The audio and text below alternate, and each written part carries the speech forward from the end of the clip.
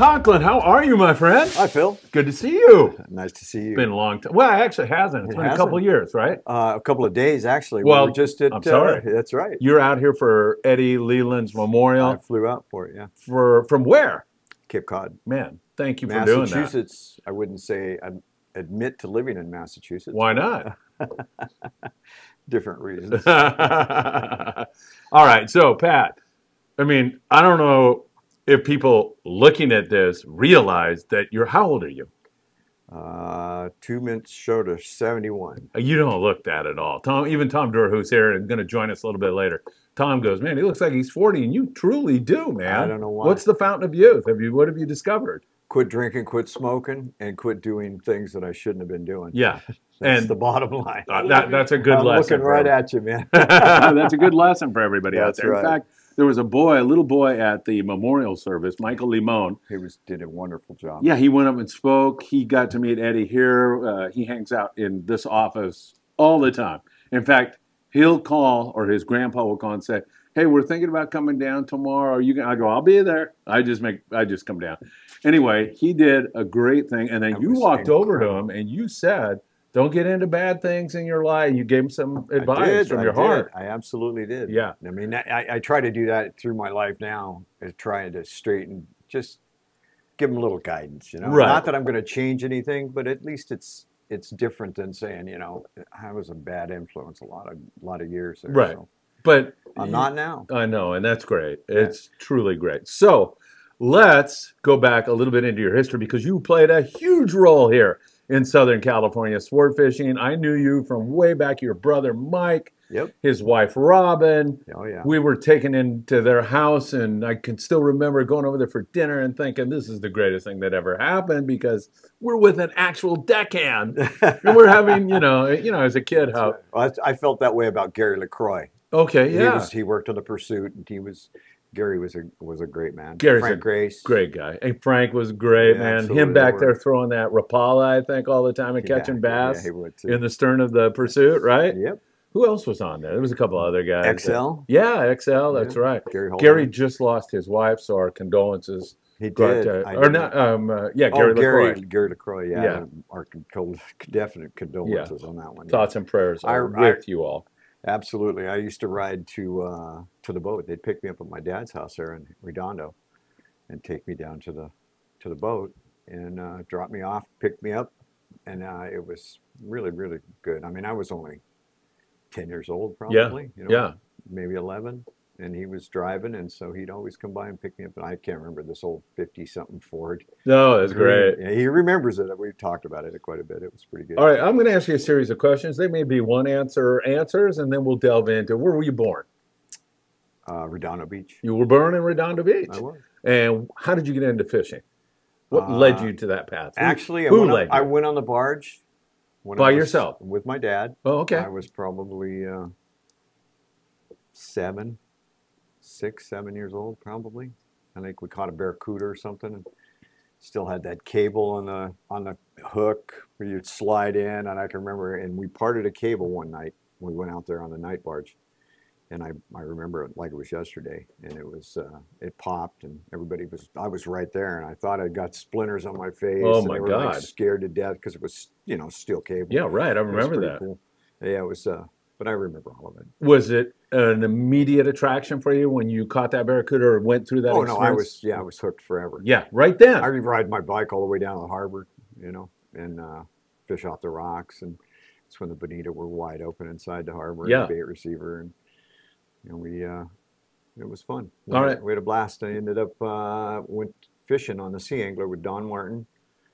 Lowell Durgan was a deckhand. Was this out of Redondo? Out of Redondo. Okay. That was many. Yeah, that's before my time down there. Oh, it was 1965. Okay. 66. Yeah. All right, I was 10. You were 10? I born in 58. 50. So, oh, yeah. I was 53. So yeah, I was 9. Yeah. So it was even before that. Wow. Oh yeah. And were they catching fish in those days? Barracuda. Yeah, wide open, right? And the guy, and then Don Martin asked me if I wanted to come out and learn how to be a deckhand, be a pinhead. Yeah. And you thought you died and went to heaven. I honestly did. Yeah, I know. And from then on, I was like, that was it. I'd ride my bike down on the weekends and help them scrub the boat. just like everybody did. Everybody that is in my position in this age, our work ethic was second to none. You just lived, breathed fishing. That was all it was. Because you had a love for it, Totally. right? Absolutely. Yeah, I mean, there's no other reason to work so many hours and so hard. And it's been that way from then until now. Yeah. And even now, I'm partially retired. I run crew boats and fishing boats and half-day boats and every boat. And I still, when my season ends, I go fishing. That's great. That's great. So everywhere.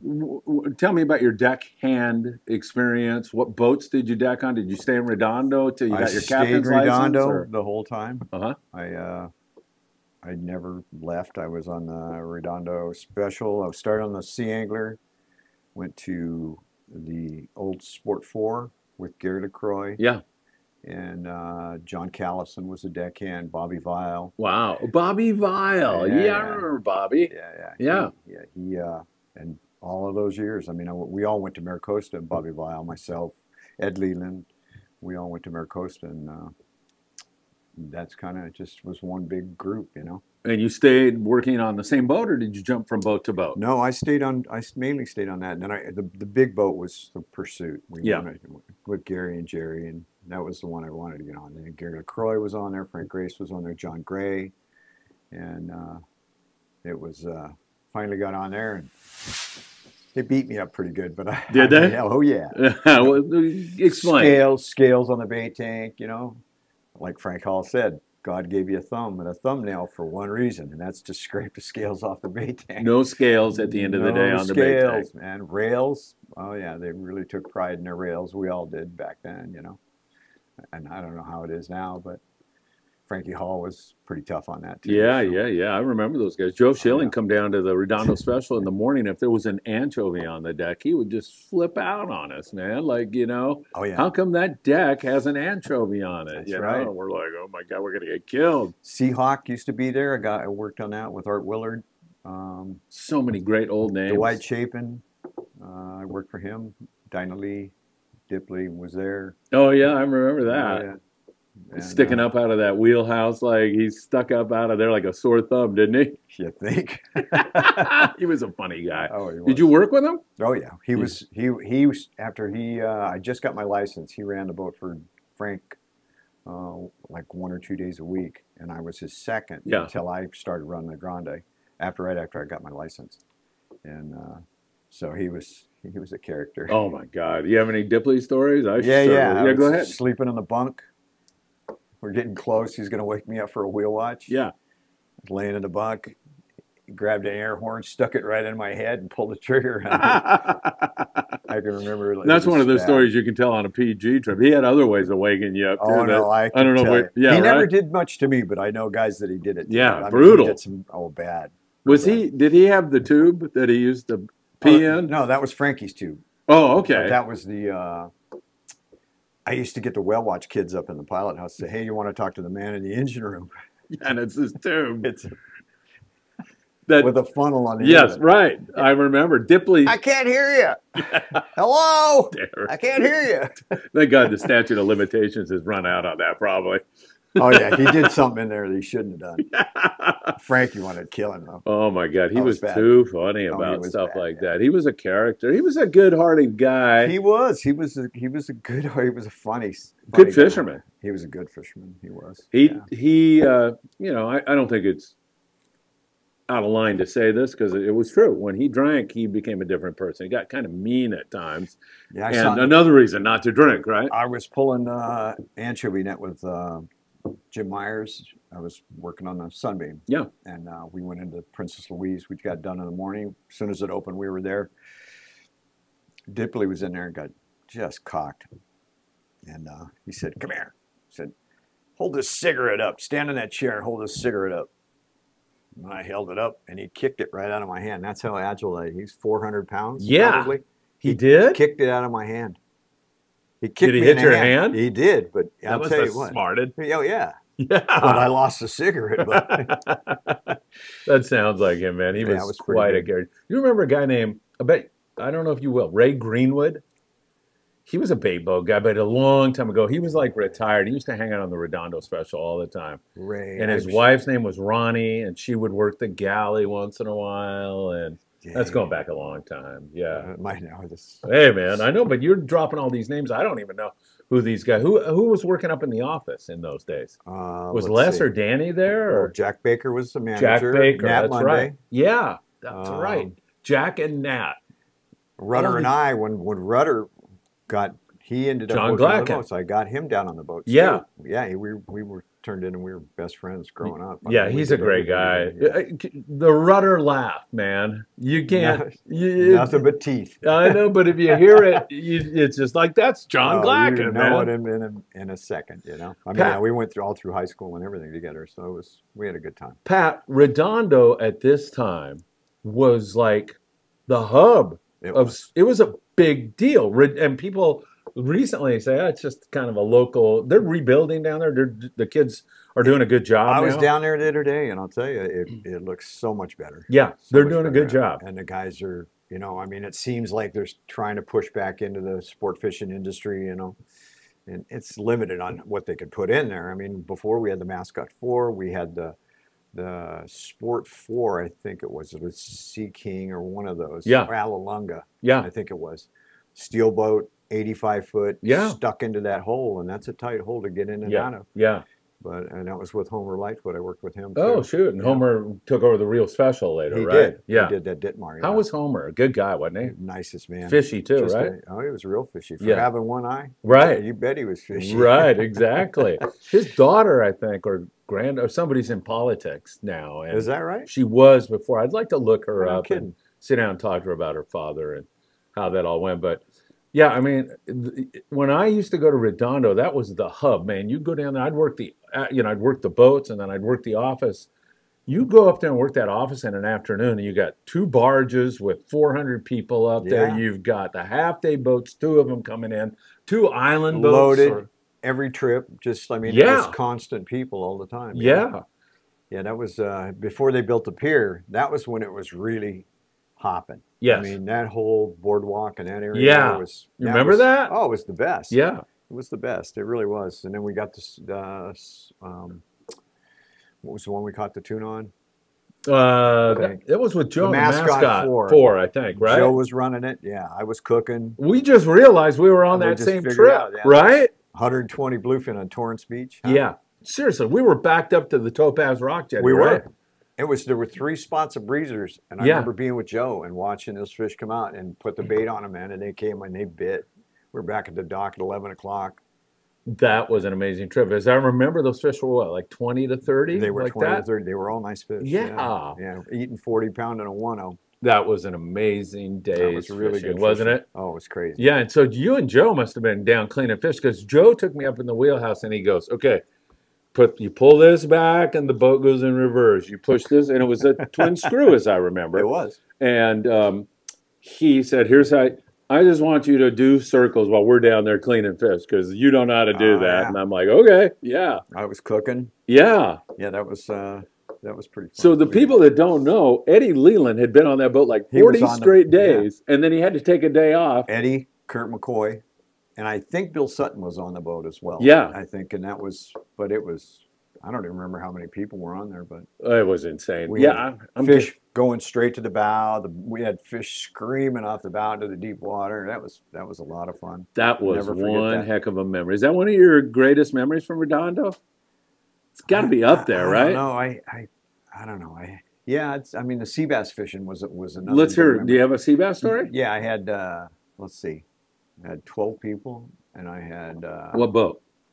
First string. Okay, the first string. And that was after when I started running it. Oh, okay. So you were down here. Yeah, okay, right. But the sea bass fishing was off the hook. Yeah, we up at Rocky or something. Right at Rocky. Yeah. Number 1. Yeah. Yeah, we had 12 fish over 55 pounds. Ooh. Yeah, it was really, really good fishing. And I mixed the yellows, but that was with 12 people on the boat too. Did you go up there on a lark, or did you have some intel? No, I just went up there, just 3/4 day boat. Yeah. Catalina was dead, so I went up there and knowing the area a little bit.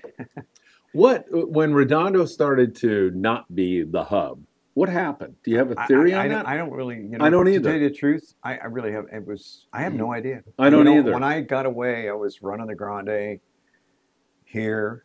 I And then remember that. I ran, and then I started running the Freedom, Ports of Call for Fred Carrazzo. And I don't know what happened. I have no idea. After I got on the Tornado, I don't remember much of you know, who was in Redondo. I know that everybody was there, but Blackjack came in, and Yeah. you know, it was still the city in the special half day, but I don't remember what happened. I honestly, I don't either. I have no memory. I mean, I don't know how that happened. I just remember when we were there, it was freaking cooking. it was cooking. It was, It man. was that growing up there. That was the best place in the world to grow up. And I tell you, when it comes to rod and reel fishing, some of the best rod and reel guys I knew Came out of Redondo. Came out of Redondo Beach. Care to mention some names? Jeff Dubuis. Jeff used to work up at CJ's. He was a bartender when I met him. I don't know if you remember Fred that. Oakley. Yeah, Fred Oakley. Fred Oakley. Yeah. All of those guys were all fantastic fishermen. Any crazy captain guys that were out of there? Jerry Fuller was out of there. Joe Morgan Schilling. David, yeah. Yeah, what? Jerry had a little bit of a, and Jerry, if you're out there, we love you, man. Come on down. But he had, let's put it this way. He scared the hell out of a kid because he could be very stern, you know, which is not a bad thing. It's not a criticism. No, but back then, I mean, we all were, you know. That's we true. worked for some hard people, and then it just had to be a certain way, and that's the way it should be, you know. Demanding. You know, yeah. You want your bait thrown in a certain spot, you know. Yes. You want the crew where they need to be. I mean, that's the way we grew up. Yeah. You know, so wheel watches, you know, doing the overnight boat. That's the way things were. And like if you got in on the afternoon half day boat and John Dipley said, "Hey, we're going to Catalina now. We'll be back here tomorrow morning at 6." There was no extra pay. No. There was no talk about you're getting overtime now. You just went, right? I think I made $4 a day when I was like 11 or something like that. They had to pay me under the table because I wasn't old enough to work. Jack Baker said, "You're not supposed to be on there making money."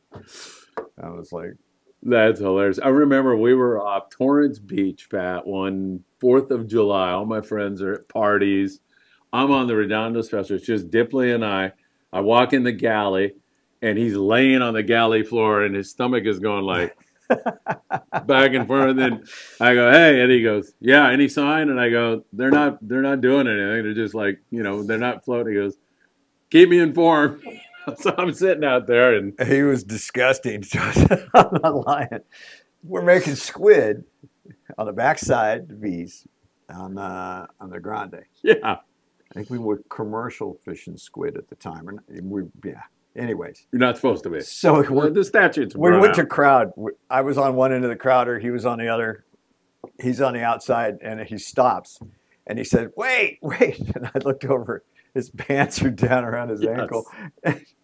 Yes. Disgusting. Happened all the time. It did. He was having a wardrobe malfunction, I think my brother called it. Yeah, and some wardrobe malfunctions with a pretty girl are perhaps, you know, sought after. But these wardrobe, you didn't want to see those. No, man. You didn't want to see that. And, you know, you go up and he'd be driving the boat in the Redondo Special, and you'd look up there and his pants are falling down. You know, every time, why didn't freaking wear suspenders or something? He ended up wearing suspenders. Did he? Yeah, I think he did, right? Yeah, I remember. Yeah, he had suspenders on. He was a comical guy, man. Really I'll tell you, was. we went down to Vincenti one day with 60 people and live squid, and we caught 600 big calico bass. You remember those days? Oh, absolutely. God.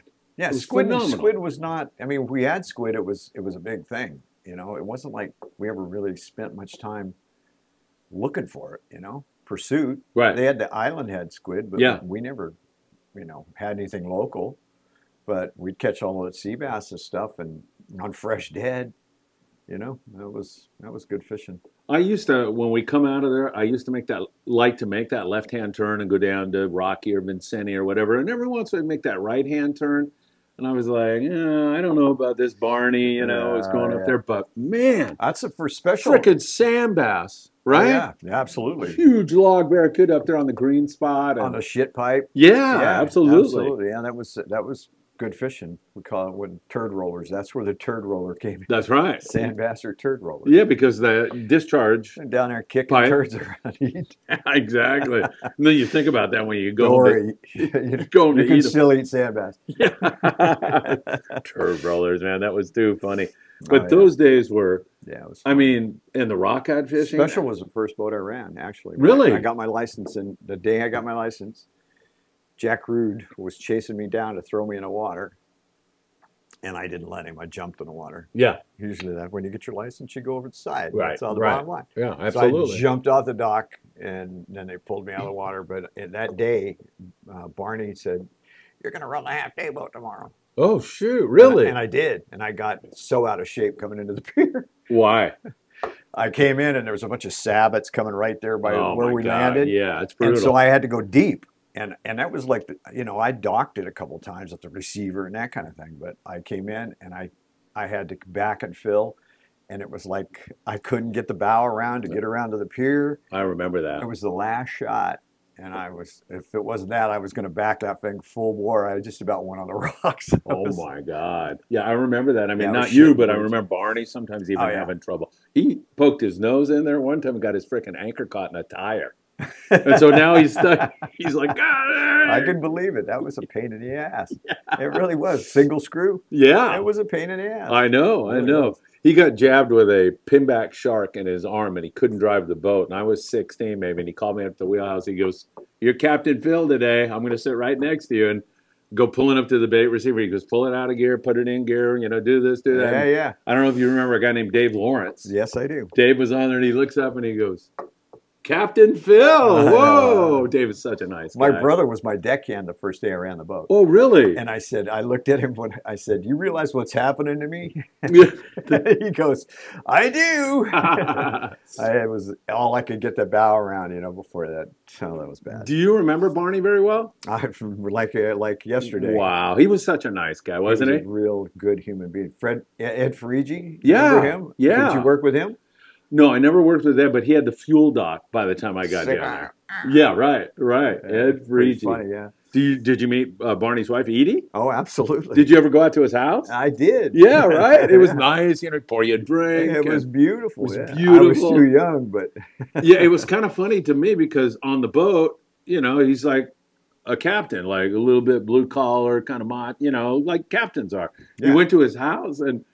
Totally different. Come in, please. Please be seated. Oh, he was just a gentleman. Sweetheart, wasn't he? Yeah, Southern really gentleman. Was a gentleman. He really was. He really was. He was a boxer in his prior life too. I don't know if you knew that. I did. Yeah, right. Oh yeah. Yeah, and Edie was lovely, and she was a peach. I ran that. It's like Doris and Pete. Yeah, right. They were like a team. Yes. That was Yep. Slippery. Yeah, exactly, man. They were great too. Peter. Yeah, God, Redondo has so many memories. Huh? Oh yeah. That's why I go down there. I stay with John Strunk when I come out, and I just get on the bike, go get on the Strand, ride down through the parking Nostalgic lot. for you? Oh yeah, it really is. Just going back, Getting at this age, you start thinking about your mortality. Yeah, totally, right. I mean, you do. It's right around the corner. It feels like, it's right around the corner. Could be. You don't know. So yeah. I mean, you get dealt cards, you got to play them. So I watched your brother on the Redondo special. This totally blew me away. He got a brand new blank, and he was going, "Hey, look at my new blank." He was so good to us, my brother Paul and I. No, Mike was. Yeah, and he had this blank, and I'm going, "Oh yeah, that's cool." And he goes, "Yeah, I'm going to fish with that in an hour." And I'm like, "What?" And he goes, "Yeah, watch me." He takes electrical tape and he puts the guides on with electrical tape. There you go. And then he goes, "I'm ready to go." And I go, "Whoa, that is a trip." Oh yeah, we used to build our own rods at that house. We had a rod rack and rod. We did it by hand, all of the wrapping, but that was a big thing. Did you ever get mixed up with that Red Death? You remember what that was? You remember that? No, my brother did. See, yeah, he did actually. I was pretty squared away up until I don't know. I turned into. I guess there was red wine down there in Redondo. Death, do you remember the name of that place? That was. What's the name of that place? Man, red. I just went past it.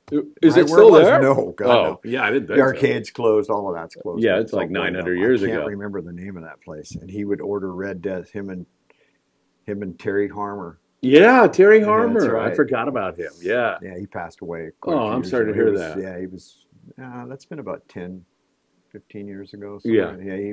Yeah, Terry played hard too. Yeah. But we grew up underneath that, you know. I grew up with Frankie Hall, and everybody played hard back then. You know, I Meaning was, there was alcoholism and drug oh, abuse. And oh, is that what you're talking absolutely, about? yeah. I Yeah. mean, it was game on, you know. I Yeah. mean, back then it was, you drank while you ran the boat, Yeah. you know, smoking, drinking. Frankie never smoked, but yeah, it was crazy. I fished commercial albacore with him on the sharpshooter in my high school days. Every year going up there up in World Bay. Well, we ended up in San Francisco. That was another story. But Yeah. Any near-death experiences at sea for you? Did you ever? Redondo Beach, What first happened? one I ever remember. It's when we had a great big Christmas swell and the barge broke loose, and we went out in the Sea Angler, and that's the first time I'd had a life jacket on ever. In fact, I don't think I've ever had one on since. Wow. What happened? I was about 12 or 13 or Yeah. something. The What were barge you had doing? broke Were loose. you We were working? going out to see if we could get a line on the barge. Yeah. And we came out of the jetties, and it was like 15 Big foot. fish. No, Wow. it was huge. It was Crashing coming over the break over wall. the top. It Yeah. blew the whole. There was a life jacket box. Sea Angler ended up here at 22nd Street, God. and it didn't look much different. Wow. Pretty crazy. You remember the year? About? The Sea Coaster? I must have been like 69. Jeez. And were you able to get a line on the barge? Oh God, no! Did it end up on the didn't even make beach it to or the what? bell buoy. We turned around and came back in. What happened? Did it sink or did it? It went right sideways up on Torrance Beach. Oh, shoot. It did, yeah. And did it stay there or what? It stayed there. They Yeah. finally got it off when it calmed down. Yeah. But What was that barge name? Sea Coaster. Oh, okay. Sea Coaster. I don't even Steel boat. remember that name, Yeah, that man. was a long time ago. I remember the California, Sacramento. Sea Coaster, yeah. Wow. There was a lot of barges. God almighty. I mean, those yeah. things put some people on it Oh, too. my God. Oh, yeah. What happened to that? Well, I hear it was an insurance deal that the insurance got too costly, or I don't know. you would think that would still work. It was shitbox weather, and when Yeah. it went up, and they were anchoring it corner to corner, four Yeah. way anchors on it, and it just chafed through. Did you fish on the barges when you were a kid? You did a little bit. Oh, I you did. said, but I was like 5 or 6, I think, when I first went out there. there was some darn good fishing out there, I right? bet there was. Eddie Leland was out there a lot. Eddie and I spent a lot of night. Really? Yes. Yeah. Did Yeah. you catch crabs out there with those star traps or any of that stuff? No, I did not. Okay, you were fishing. Only off the toilet seat. What are you talking? Oh, what are you talking about, man? Phew, right over my head on that one. Yeah, it was bad. I mean, there was some sketchy characters at night out there. Oh yeah, do you care to talk about it? No. You know what? The shark fishing nights brought out a whole different type of person, didn't it? Shark fishermen. Yeah, coming out with a big blade. Every one of them had a big knife Oh on no, them. they came out with Guns. cutting on the rail. Yeah. Boneheads, cutting them up. Yeah. Balloons, floating them out there. Yeah. It's like, Were they, generally speaking, kind of a-hole kind of guys, or decent, or no, not? they were just different. A lot of drinkers. Yeah. You'd get a lot of people that were pretty well cocked, but it was character. Yeah. I forget who the barge master was back then. I can't remember his name. Crusty guy. Yeah. But yeah. I'm sure Eddie mentioned him in some of the podcasts I did with him because he did a whole thing on the barges. That was great. Yeah. Yeah. So you went, well, how old were you when you got your captain's license? 20, I think. 20. Pretty young for those. I mean, were a lot of kids getting their licenses at that age? Yeah, exactly. I mean, and then the biggest thing in your life was to get your captain's license, and especially if you're going to stay in the industry, So that was pretty much. Your brother Mike never got his license, He did. right? Why not? He moved away at 18, Uh-huh. 18, 19. After he married Robin, they took off and moved to Bishop. That's right. And he made his life up there. Yeah. He was in the town departments, and he spent his life up there. Yeah. I went fishing, and he went hunting. Yeah. Yeah. Now we'll meet back. We're doing all our adventures are together. Yeah. You guys still fish all over the place, Everywhere. right? Yeah. Any place, yeah. Like, what's your most recent adventure with your brother Mike? Where did we fish? Oh, I went to Westport in September. Catching albacore or what? Yeah. How was that? It's fun. Oh man, I miss those things. We should have had 100 fish. We had 55 fish, and I think Mike and I had half the fish on the boat. Wow. We had 23 or 24 fish. Wow. Fish were 18 to 25 pounds. Nice. It was fun fishing. How were you catching? I was hooking in hand, and it was all on 30-pound number 4 hook, just like old anchovy. So I didn't like the way the guy, the chum, and the deckhands were like. It was bad. Yeah, they had no idea how to do it. They're throwing too much bait, or what? No, they didn't throw enough bait. Oh, okay. And the guy, we'd get a jig strike, the boat guy'd turn the boat all the way around and run back up. The jig fish would be on the bow. So it was kind of a cluster. It was a bad cluster, more than I care to talk about in case they're watching. Really, they are watching. I'm telling you right now. Probably. You moved from Redondo. Where did you go as a captain? What other boats did you? I started on the Grande. Yeah, down here. Down here. Yeah, 22nd Street. What year about? Circa 77. Yeah, I fished with you on there. I don't know if you probably don't remember that, but I did fish with you on that. Yeah. Yeah, doing the You called me up to the wheelhouse and asked me if I had something because the boat fished better with it. And I go, no, I don't have any of that. I don't remember that. Yeah. Did I? Yes. Jeez. I said, I don't do that. And you go, you don't? And you go, no. Yeah, I didn't either. I didn't think. That's funny, man. Jeff Perry was a deckhand. Yeah. Coach. He was kind of an idiot, but if he's watching, I don't care. That's funny. Yeah. Jeff and I worked together for a long time. How long did you run the Grande? A couple of years. Yeah. Who was the owner then? That was Frank Hall. Yeah. And was he a good guy to work for? Frankie? Yeah. Tough as nails. Really? Oh, yeah. Like he didn't take any BS? No BS. Yeah. Oh, yeah. Examples? Get me a whiner. Drink wine. Yeah. Tumbler. He would? On the way in. Oh, yeah. Yeah. Oh, yeah. On the way in? That's how I learned how to be an alcoholic. I know, man, right? It was easy. Yeah. It was, I just wanted to be like all those guys. So. Right. Yeah. It was a dumb thing. It was just one of them things. Hindsight. I had to go there to get where I'm at. Right. That's right. Anyway, How long have you been sober? 25 years. That's great. Yeah. Do you attribute that to anybody besides yourself? Me. Or? Yeah. It has to come that way. It had to, yeah. Yeah. Yeah, it was no other way. Yeah. If there's no way anybody'd ever tell me to do it, just that I knew I was screwing up and I was to the point where I was going to die. Yeah. So I still remember being up that day you called me up to the wheelhouse. I remember sitting up there with you, and I remember you seeing a pod of dolphin, and you took the glass and you go, Yellowfin City, baby, here we go. You're just looking at it, and I'm getting all excited, like, oh my God, here we go. Did we get a bite? I don't remember that part of it, so maybe not. I don't know. But I do remember, how weird is that? That's got to be 55 years ago, and I remember you saying that. That's crazy. So weird. Well, you remember days like that. I remember bites when I was a kid, on a pursuit and things like that. You never forget things like that. Yeah. Through your life, especially as dedicated to this sport as we are. You eat, sleep, and fish. Drink or whatever. Yeah. Whatever. Fishing. Yeah. That's it. The bottom line. Is that still besides your family and loved ones, fishing is your love? Oh, I don't do anything else. I'm seasonal, and I run fishing boats. When I'm off. Did you ever hit a period where you got tired of it, or never? Wow. No. Yeah. It doesn't matter what you're fishing in. Just fish it. Yeah, it doesn't exactly. Matter. Cape Cod's got loads of ponds and lakes and freshwater bass. I don't do as much as I should, but I gotta come back there and shoot some video with you. Yeah, I definitely do. Yeah, the striped bass fishing there is off the hook. Yeah, is that surf fishing or what? No. Oh, fishing the iron just like we do here. I mean, you can't get those guys out there to fish the iron like we do. And does it work? It really works. I can tell. Oh, yo-yo surface iron, yo-yo. They bite it good. A surface iron it's a whole different, real shallow water. These rips that you're fishing. And bass lay up on these rips, and you just fire the jig across it, Like a Tatty 45? Tatty 14, scrambled egg. Instant.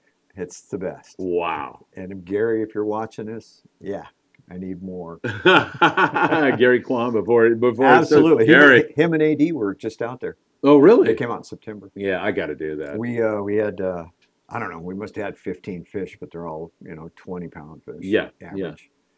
I'm going to tease something here because we still have a little more time to go here. But Tom Durr, old-time captain, great friend of the Friedman Adventures family, great human being. Tom paid me to say all this, by the way.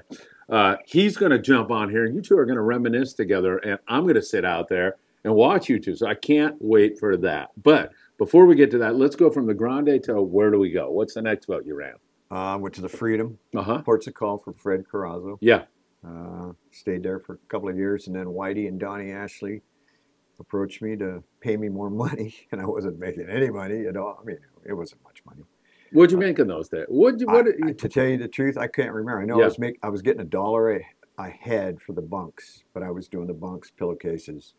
That's when we used to put pillows and Yeah, blankets. right. Now it's like bring your sleeping Yeah, I bag. hate that too. I hate that. Me too. I don't even Yeah. bring it. I just Get back to the bunks. Yeah. Sleep. Yeah. So Yeah, you can- yeah. exactly. So you were the captain and you were doing the bunks too, or Oh yeah, no, I was. Yeah, I had the galley and I had the bunks. yeah. And, So you're making a little money on I was that at making a least. little money. Yeah. But then I went to the Tornado. At, Okay. Ports or Berth 55. Yeah, right. And How long did you run that for? oh, I don't know, 5 years, Uh-huh. 4 years. Any great memories of fishing out there? Was Dennis looking back around in those days? Dennis or- took it from me. Okay. Yeah, he. Was he decking on the boat, or he No. came over and took over? I can't remember where Dennis was. I can't. To be honest with you, I can't remember. He was my best man at my wedding. Was we he? were close. Yeah, we Nice. were really good Yeah. friends. On my third wedding, Yeah. Third time's the charm. it was. This one's good. Yeah, and then I stayed there. I bought the Aztec with Curtis Wigner. Yeah. We had that for 10 years. Were you running the boat I during was, that time? well, I was working at the Long Beach Pilot Station delivering pilots to ships. I did that for 8 or 9 years. Yeah. How did you like that? Well, it was Huh?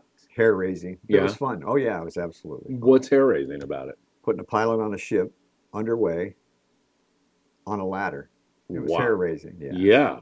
Yeah, Any close calls doing that? I'm sure like every single time, right? there was a lot of them. Yeah. Yeah. Yeah. Yeah, that was good. But in my days off, I was still working on the boat, running the boat.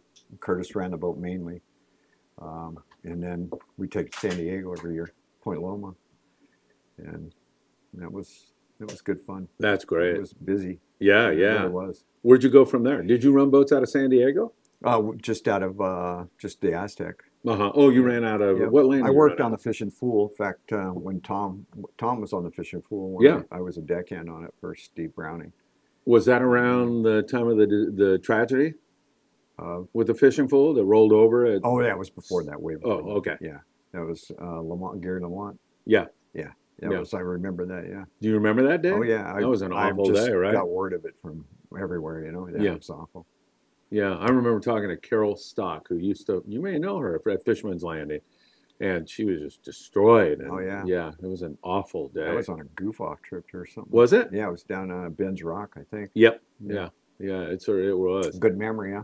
Yeah, sure. short. Man. For a 70-year-old guy, man, I still can't believe this guy's 70. Man. Then what? After that, were you done with running boats? We or- sold the Aztec. I was a little different then. Yeah. Alcohol got the best of me, Uh-huh. and I said, So you just wanted out. It was like, I I can just relate. got out of it. Yeah, Yeah. I did. I had to. I had the real special. I walked away from. I was running the first string, as a matter of fact, and then I after that, when I got done with the first string, working for Jim Peterson, I just had enough. I went to work for ship services, doing barge work and delivering supplies and that kind of thing. And I said, you know what? I was married to my third wife, and said, you know what? She had family on the East Coast, so I said, you know what? I got to get my head out of my ass, and so I said, see you later. Sold everything and left, Wow. which blew a few people away. Yeah, yeah, I'm sure, Oh, right? it did, yeah. Yeah. But And did you embark on your sobriety I did. immediately? no, it took me about 2 years. Yeah. Once I got out there, got established, I started. I just kind of said, you know what, enough is enough. And then I went to work Well, I've for been Highline there. Cruises, and I ran high-speed ferries for 15 years, and then I was operations manager for 5 years, 6 years, and then I kind of said, I'm done. I'm going seasonal, and now I'm working for H Sportfishing with a good friend of mine, Joe Huckmeyer. Yeah. Hey, Joe. Hey, Joe. Hope you're watching this. We just got back from BVI. We had a great time. Nice. It was beautiful. Yeah. Yeah, he's a great man. Really a nice family. So I've been working for him just seasonal. So I work from May to October, and I'm done. And then I travel. I've been fishing on the Independence with Mark and Paul. I was just out there myself. Yeah. Yeah. That was what a rig, huh? Oh, that's a rig. Beautiful. Not a better fishing boat. Yeah. No, not a. You talk about just all weather boat, just everything about it. You know, Brian and Matt, they're great guys. You know, it's Matt's weird awesome. in this business. You talk about people that were alcoholics. I was one. You were, you look at like the rock and roll arena, all those guys were too, except like you get a Ted Nugent once in a while who never ever did any of that. And this guy is one of those guys, Tom Durr, who never ever goofed around with that stuff. He was Mr. Natural. That's Tomas. Well, we'll get him in here in a second, man. I mean, but I don't know that I'm jealous, or I wish I could have had that kind of strength. Actually, It took a lot of strength. I mean, but you know the thing is growing up under these guys like Frankie and all these other guys, Helgren, and I've spent a time in Morro Bay commercial fishing, and that was kind of where I got started. I mean, I remember many nights in the harbor hut hammered, and I was a kid. Yeah, I was still in high school. Yeah, because that's what everybody did, right? That's what everybody did. Yeah. So you kind of grow up under that atmosphere. My dad was an alcoholic, and it's just something that was about, But I said after the day he died, the next day I quit.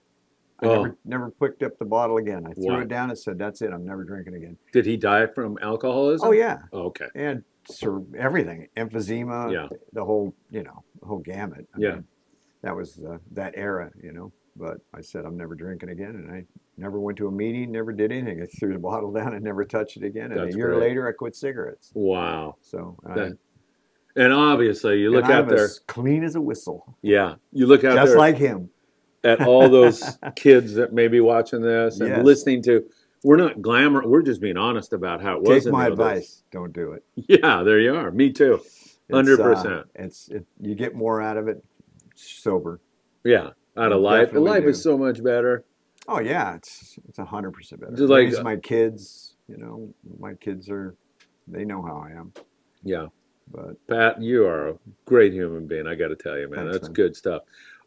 Any other like memories from? So I think we can do a part 2 probably when I go to the East Coast. But any other memories? You need to come out. Yeah. I mean, some of those memories you're going to do with Tom right now because he'll bring up some stuff. I know that. But anything else that you remember as pivotal in your sport fishing career? Any catches that you made? Any memories of craziness or anything else that you want to share? No? With Danny Cadota, we had that a goof-off trip on the Freedom. Yeah. You can ask him about Was Danny running the boat? No, he was him and Hero, and there was like 6 or 8 of us. Yeah.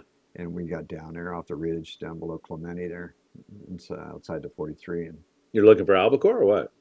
We didn't have to look far. Oh, really? One stopper, done. But yeah, that was one of them days where we just left him biting the pole. Oh, absolutely! It was sick. Yeah, Danny will tell you. Ask him about it; he'll never forget it. Wow, that sounds so cool. I had a couple of bites with him there, Point Furman fishing sea bass. Well, let's bring him in right now. I think this is a good time to do it. I'll get out of the way, Pat. Thanks, man. This has been fantastic. Absolutely. It's always good to see you. Give my best to your family and to Mike and Robin and everybody. Mike will probably be watching this, I'm sure. So. All right. Now the show's going to go completely down the drain because Tom Durr is coming in here. Come on over, Tom. Come on, Tom. Here, let me set you up with a mic, and I'm just going to let you two talk. Good stuff, man. Definitely. If I can get this thing on. God darn it, Tom. Tom, is this your first interview? Tom's an old hand at this, man. He? Yeah, you can't shut him up once he gets going. After you, sir. When you hang around, he always sucks you in here. Well, it took him a long time to suck me in here. I know, but I'm glad. Are you glad you did? I am. Yeah, me too. I'm glad. If nothing else, for the inspiration of being sober. Yeah. I think people look at me a lot different now. Yeah, for sure. For good reason. Huh? Go ahead. Don't Reminisce about some great Absolutely. Stuff. I mean, you remember me when I was on the string and I was a wreck. You weren't the only one. No, I wasn't. That's when I had the landing. Yeah. I was the last to hear about anything because I wasn't in the group any longer. You weren't in the loop. Owner. That's right. I was the manager. Yeah. Yeah. But Port Call was a pretty good place to That was I think we kicked butt in the 80s there. absolutely. In fact, I know Yeah. we did. Yeah. 80s, early 90s. Hmm. Yeah, I got on there, and yeah, it wasn't long after that that I decided I needed to get out of town. You know, I'd had enough. It was too much. But back in the old days in San Diego, now that was a different thing. What year was that? You had the Fishing Fool? I had it right up until Steve Browning. I walked off and he walked on. But Yeah, he did that with 2 boats that I walked off the of. Nova. The Nova That's right. and the Fishing Fool. And he couldn't cut it with either one. Yeah, yeah. That was a whole different. I've known him since he was a pinhead just working on. Well, I was working Spike. for Frank. He was a pinhead for Frank, and I was working for Frank back. I don't know. I was flying down there in high school, I think, on the weekends, working for him when he had the Conquest, the originals. Searcher. Yeah. Yep. And the Drake. Yep. Yeah, I started working there at that landing in 1968. I started running the Prowler. Yeah. Long time ago. Long time ago. I think I caught my first albacore at 9 years old with Bruce Barnes on 85. The qualifier 85. I went out with him a couple of times when he had the original 65, original qualifier. Really? Yeah. Yeah, that was with Bobby Allen, Gary Black. Puffer. Yep. All of them. Yeah, that was. We call him Puffer. He He was puffed a up like a junior. sculpin. He did too. I had a blast with those guys. That was I think Bobby's a cool guy. he's really a nice guy. Commercial fishing. Him and Gary were 2 of my best bull friends down contender. there. Yeah, they're great guys. Really nice people. Yeah, Gary Black and I, we call each other, I'm the northern brother, he's the southern brother. I was thinking about the time I was talking about it. First time I fished Guadalupe, I was a junior in high school. I was with let's see, Ray was the deckhand. Montera used to deck for me on the Nova. He did. 1 trip, Pineapple. 2 trips. I couldn't hang on to him. I wanted him so bad, and because he got his license, but H&M spoofed him away from me, give him a boat to run. H&M 85. He didn't have his license at the time. No, he started off on that piece of junk boat they had. I can't remember the name of it now, but I couldn't talk him away from it. He wanted to run a boat. I couldn't blame him. And 85 was the one I went with him. And Well, oh this, my God. this was 70. Yeah, this was 1970. I was 1969 or 70 when I Right. went. Yeah. Yeah, I graduated high school in 71, so yeah, it would have been 69. Yeah, well, he's a legend now. Pineapple. Yeah. Good guy. He was a good guy. Good guy. He liked cigarettes. Well, we all did back then. Did you smoke? Of course I did. Did you? I figured you got scot-free out of all of that. No, I started smoking when I was 14. Yeah. Back in the 50s, everybody did. Stealing my mom's cigarettes. Yeah, we did all that, yeah. Started with the Camels and then went to Lucky Strikes. And Yeah, straight up. I think that's what Ray smoked. I remember being at Guadalupe. I mean, he'd come down and he woke me and Rudder up in the bunker and said, "Hey, they're under the lights where they were laying. We're laying in the anchorage there, right in front of the rookery, and under the lights, look over the side, and it's straight yellows, and it was eating the jig under the lights, Gordo jigs, TNTs, 80-pound, and a red 6.0, of course.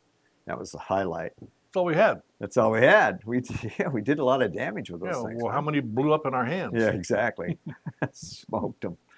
Yeah, those tuna we used to hook, Oh my God. kiss them goodbye after 4 or 5 hours of fighting your butt You're off. done, man. Pretty Seize soon- up, spool, spread the spool. Yeah, they seize up and just explode. Oh yeah, I had an old D8, and I still have one. I did too. Why get rid of them? You And I know. had the T8 289 with the real deal and the whole thing. That's it, man. With a real deal on it. You still got the real deal? Throw a Vivith out there and And the vivid. Oh my God. yell First fish I caught was on Marineland Reef, on the toad. Mhm. Yeah, and yeah, that thing swam pretty goofy. But Speaking of smoking, I grew up with asthma as a kid, and that Did was you? caused from an allergy that nobody figured out. yeah, But I had trouble breathing. It's tough. When you can't breathe, it's tough. It's the hardest thing. It's the most scary Oh, thing, yeah. especially when you're a kid. big time. You can't sleep at night. You're gasping for air, and everybody else is sleeping like a baby, and it's mentally draining. Oh, big time. And here I was running a boat, piece of junk, back in the early '60s, that shouldn't even have been out there. But that in those days, most of them weren't supposed to be out there. And I was 2-3 packs a day because I'm working 24 hours a day, you know, fishing albacore, fishing offshore out of Newport. And Gary Stevens was my only deckhand back then. We didn't have second operators, never. Right. And that he's was gone bottom now. line. Bless his heart. He's passed away, but he was really good captain. Went through all the stuff, and before he passed away, he was flying for the swordfish boats. Oh, was he? Oh yeah, and That's good. he woke me up one morning for my wheel watch. It was 4 a.m. This is 1967, Lincoln's birthday. 1967, Lincoln's birthday. So I got up. He says, I'll go down and get you a cup of coffee before I go to bed. I said, great.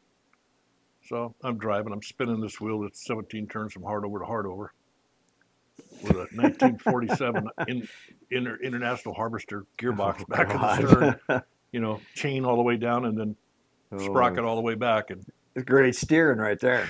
I'm looking out the window, and he comes back up and he hands me the coffee. So I light a cigarette, take a puff, take a drink of coffee, look down at the ashtray, put the cigarette down there, and there was one burning already. I had lit it already and didn't even know it. Oh, my God. And I just looked at that and I said, this is it. This is no good. I was going in on Took it out of my shirt babies, pocket. man. Yeah, took it out of my shirt pocket, wadded it up, threw it out the window. I have never even lit one since. Good man. That takes a lot. That was the worst thing to quit. That out of anything I quit, that was the worst. Well, That people have always accused me of loving myself too much. You're goody two shoes. Yeah. Well, the boring guy, the guy that always drove us home. There you go. safe You and were the sound. DD. Now I'm the DD. I've been that for 25 years. Yeah, but I just thought, you know, this is going to kill me. I don't want to have emphysema. Yeah. You know, that's it. I'm exactly done. right. And I was done. Yeah. Mechanics have asked me to light one while they're working on my engine. I said, no, you stop what you're doing, light your own. Yeah, no, that's not. So you have to make up your mind. You have to care about yourself. You have to.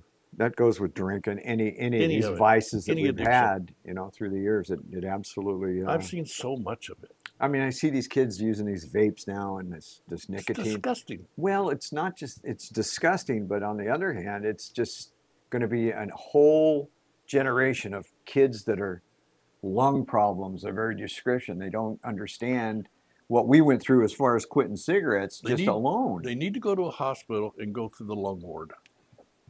When you see people with holes in their neck because they can't breathe, Oh, yeah.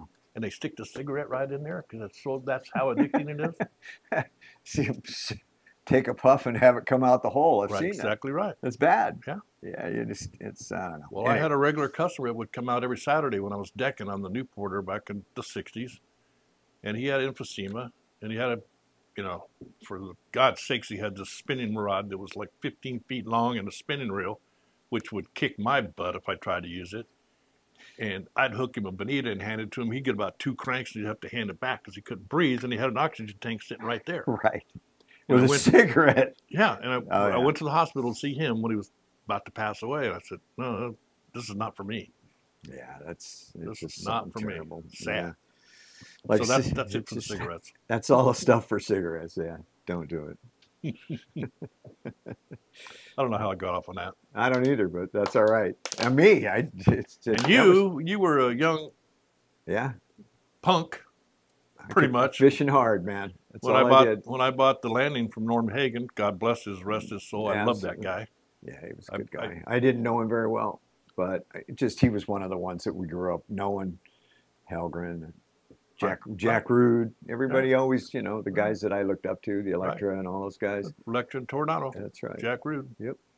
Well, I was running the remember frontier all in those that. days, and those things were like Cadillacs. I was so jealous of Oh, them. they were too. Yeah. Oh, man. And, Yeah, they were Cadillacs, for sure. Helgren kept the Electra like it was his toy. It was Oh, a yeah. special thing. It was beautiful all the time. Yeah, I met him. We became partners when later on. When I first met him with Gary Implum, I forget what we were doing. We went and visited him. Him and John Warbeef. Good old Johnny. And we all got together, and I was just a kid, He's the only one that turns red more than you. Is that right? Yeah. I don't know why. Not blood pressure. No. It's just your That's it. Color. texture of your skin. Is that it? Am I red? Yeah. I've been in the sun a lot in the last 5 days. I can tell you for sure. But he would turn like a light bulb. Really? Yeah, John did. Yeah, Yeah. we were eating. We went to some Love the Irish. guy. Just love the guy. Corned beef and cabbage, and we all went to lunch over in Wilmington. Imagine- Everybody was at Dinko's. Imagine going drinking with him and Dipley at the same time. No. Dipley, he'd get me laughing so hard I'd throw up. Oh, John was. Yeah, we had a few conversations about Twinkle that toes, guy. we called him. Twinkle toes is right, man. Yeah, I got a few stories of that guy there. I bet you do. Oh my God. I love Things fishing. you don't want to say on camera. I love fishing squid, but I think he'd beat me. Oh, he loved it. Yeah, he was- absolutely loved it. Crowding that night, and his pants were down around his knees, and we had just put the crowder in the water, and he was on the outside. And he started going, stop, and the squids were right in the bag, and I was like, I just go, oh my God. How many times you see the Queen of the Sea come in with 100 barrels full of squid? Exactly, barreled. Oh yeah, yeah. He definitely loved squid fishing for sure. Those are, when I came up here in the '80s, it was a whole new thing for me. Yeah, A lot of the guys that were up here didn't have a clue who I was. yeah.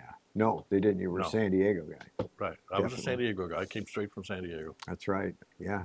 I mean, I worked on a Nova, Fish and Fool. Those are the two boats you came off of with Steve. Conquest, that was with Frank when Frank got started. Frank came off the Patrician, which my dad did the plumbing on. Steve and I were the ones that painted that boat the first season. Patrician? The Searcher, when Searcher, Frank yeah, got the it. Conquest, yeah. When he got it It from was Pool. the Drake? No, the Ditmar. The Ditmar, yeah. No, this was the Drake that was the little boat. Was it a Drake? It was the Conquest, yeah.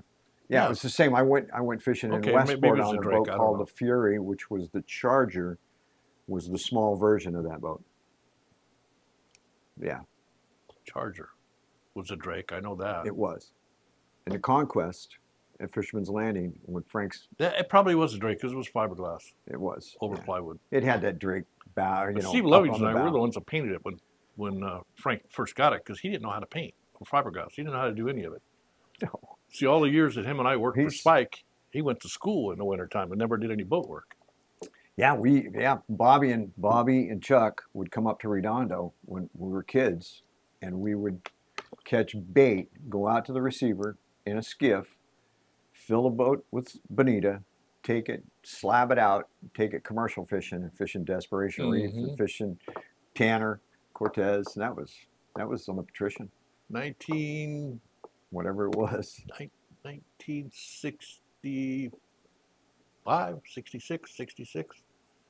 Just kids. Chuck was a teenager. He was my deckhand on the Frontier.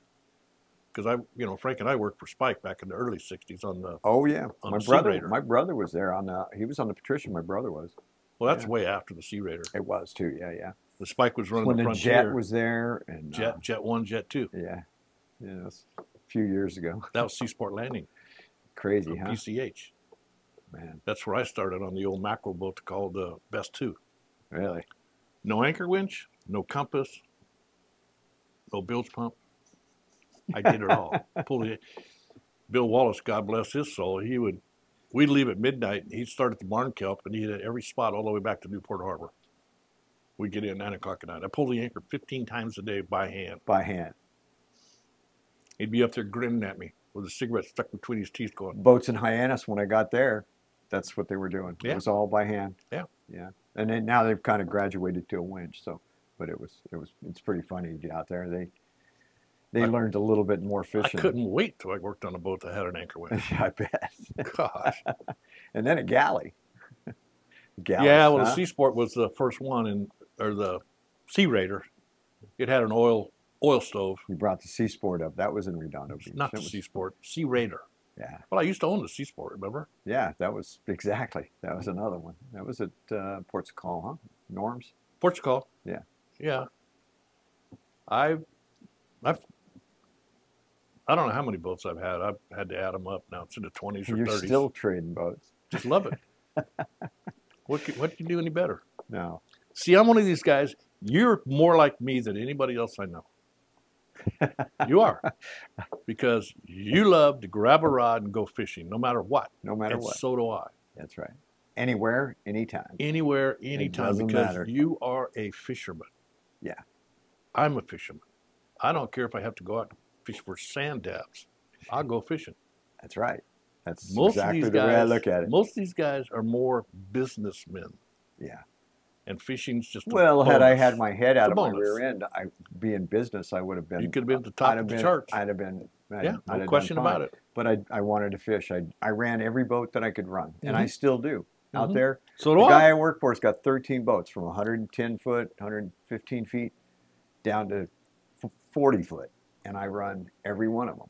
And I'll run anything. I don't care what it is. I ran the high-speed ferries there at Highline, 150-foot high speeds, Yeah. delivering people in Nantucket, and that was, I didn't care. I've driven the auto ferry. Yeah, I couldn't tell you how many times I've been called up to drive a boat. I've never even seen the damn thing, and I'm driving it the next that's day. exactly. I'll walk to the Yeah. pilot house, go down the engine room, take a look Right. around, say, okay, I'm ready to go. Let's go. Guy hired me at Arch Landing one time back in the early 60s. He had this 100-foot old yacht, and he was bringing it from Newport to Marina del Rey, and he was by himself, so he hired me for $50 to go with him. Well, he showed me the wheel. When we left the harbor, I never even saw him again until I was pulling up to the dock. Then I took the $50. I had to hitchhike all the way home back to Newport. You didn't even get your ride back now. No. No. Now You you'd be hitchhike getting, all the you'd way getting back. an Uber back, and he'd pay for it, right? I needed every dollar to feed my kids. Yeah, that's pretty much it. We didn't do it because of the money, did we? Phil was asking you about money, what you got paid. Yeah, I can't remember. I was what working double half day in Newport from 6 a.m. to 6 p.m. And then, of course, it would take you an hour on 2 hours each to end of clean it. the boat. Yeah. Well, if I wasn't there when the boat left the dock, Jack would just leave me behind. Jack Carpenter. He 6 o'clock sharp, boom, that boat leaves with Out or of there. without me. Yeah. Yeah. So he was a taskmaster, but it was 14-hour days. I'm raising babies. Yeah. I'm going home, changing diapers, heating up bottles, feeding them in the middle of the night, and working 7 days a week. And the most I ever got paid was $12 a day. Oh. I can't remember what Carrazzo paid me, but I for some reason $40 a day at that time, $30 a day plus the galley and the bunks. When I That first was- started driving the boat with my license, it was $25. Yeah. 24 hours. $1 an Yeah, hour. we're doing the overnights. $1 an hour. Yeah, yeah, exactly. Doing the overnights. And the half-day boat, I was working for less than $1 an hour. And then maintenance in wintertime, it was $1 an hour before taxes. But it was a labor of love. Crazy. I didn't It care. I was. just wanted to We do didn't care. No. It never was about the money. If it was, I would have been a businessman, and then I would have Exactly. I'd have ended up. it. And you would have been a good one. Absolutely, but I just had more. I wanted to fish too much. Well, That's I all. think you're doing okay right now. If it wasn't for having I am. 18 grandkids, I'd probably be back there helping you. I have a wife that lets me go wherever I want to fish, Mhm. anytime. Mine too. It doesn't matter. I fish Puerto Vallarta. I take a 16-day with the Independence. Well, 14 days is the last one I went on. I try to make an 11-day. I try to get. I don't care. I really don't. Go to Westport, fish albacore. My Right. daughter lives up there. My She, daughter lives up there now too. Does she? Yeah. Yeah. I thought about moving up there. Yeah, September just- 15th. 60 years of marriage. Really? Yeah. 60 years, same woman. Wow. So I got 32 with this one. If you live long enough, you'll hit 60. I got a little long. Yeah, you will. Maybe. Look at you. You're going backwards. I don't know why. I should be dead. Yeah, that's the truth. Going But backwards. where does she live in Washington? My daughter, she lives in Gig Harbor. Oh, really? And my grandson lives there too. Yeah, my daughter lives in Squim. Squim, yeah, that's nice. It's nice. She got a. So she's got a I looked at restaurant up there. Westport. Yeah, I looked at Westport because it's an hour and a half by, Jose's by car. famous salsa, by the way. it's only an hour and a half by car for Gig Harbor. Yeah, yeah. That's. So I looked at it real close because I got to go to the ocean. I gotta. Got to. Yeah, it was fun fishing out of there. I mean, the second time I fished out of there, and yeah, Albie was close. On pictures, it looks a 35 lot. miles. Yeah, on pictures, it looks a lot like Fort Bragg, Yeah, but maybe not quite as bad. Fort Bragg's really a dumpy little harbor, but I think we went in there on the sharp. Dennis, you speak of Lukenbach, he was at a really nice place where he's at, where he's fishing now, Yeah. where he has been. Yeah, I think- Shelter Cove, Shelter Cove. Yeah, bitching. yeah. I've not been in Alaska. He asked me. No, this is Northern California, Northern- Shelter Cove. Really? Yeah. Isn't there a Shelter Cove in Alaska or something? I don't know. It could be, but this I one, thought there was, yeah. it's remote because it's 200 miles off the main road through the mountains. Very small place. Yeah. But yeah, the fishing's unbelievable. Dennis and I spent a lot of time together. I know. He's a great man. He was in and out of my landing all the time too. I went through everybody. Oh yeah. Yeah, you did too, didn't you? Yeah. Yeah, that's all right. We're now look at us. He's doing good, I think. Dennis, yeah, he went back. He decided he wanted to go fishing again, so he went up to Alaska last year. That was his first year back. I think he was working for a logging company or something. I think is what it was. We kind of lost contact, you know, between Kenny Hess and all of Pooh them. Bear. Yeah, I talk to him once in a while. yeah, I do too. Pooh Bear. I tried to get him on that trip last year on the Freedom, and he was gonna go. It was all set. Last minute, he bailed.